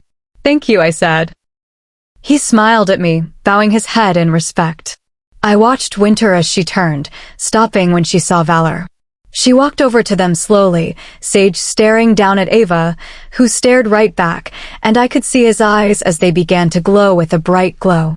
Winter smiled, and I watched as she stared down at Ava, and she blew her breath over her face, Ava's short hair whipping behind her ears, and she let out a giggle. "What did you do?" I asked as she began to move. "I will see you again," she said, and then light filled the air, and she and Sage were gone. Valor and I looked at each other, and he looked at Ava, who was smiling and babbling. "Dada, dada, dada," she cooed. I shook my head, and Valor let out a bellowing laugh. She said Dad first, he said, chuckling. "You got lucky," I said. "Perhaps," he said with a smirk. I stared around at my family. I knew we were going to be okay. We had each other, and that's all we needed. Epilogue. I watched the twins as Valor taught them basic defense skills, now that they had reached their 10th birthday and were old enough to begin training. Avalon had just been here, but she almost always managed to disappear somehow, and the sun was getting low in the sky. Because she was first in line to lead the Coven and Pack, her training and studies began years ago, as soon as she could talk. She was extremely smart, sometimes too much for her own good.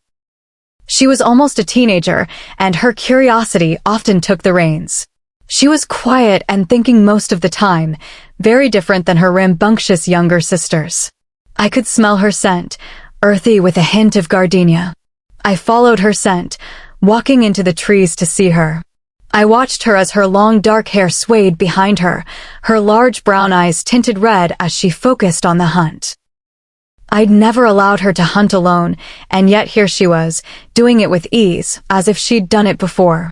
She removed her shoes as she neared a buck, crouching low as she took calculated steps forward. I grinned when she lunged, catching her prey in seconds. I revealed myself, waiting for her to realize my presence. I cleared my throat and she nearly jumped. "Mom," she hissed, wiping her mouth with the back of her hand. "Next time, listen for me coming," I told her with a grin. "Are you going to tell Dad?" she asked, her brows furrowing. "No, I'll join you until I think you're ready to hunt alone. If I were anyone else, you could have been in danger," I told her. She nodded quickly. "Why don't you like to hunt in the day with your sisters and father?" I asked her. She shrugged, and I noticed the small notebook in her front pocket, her hand gripping it as she tried her best to hide it. "I like being out at night, especially when the moon is out." "I don't know, it just makes me feel good," she said, staring up at the sky that had now grown dark and a full moon hung low in the sky. I walked ahead of her, listening as she put her shoes on. I heard her mumble something, and I turned, my wolf perking up at the words. "What did you say?" I asked. "Nothing, just something I read once." She mumbled quickly as she ran forward, and I watched her as she made for the house. I knew exactly what she said, and it left me curious. Lunamper. By the moon.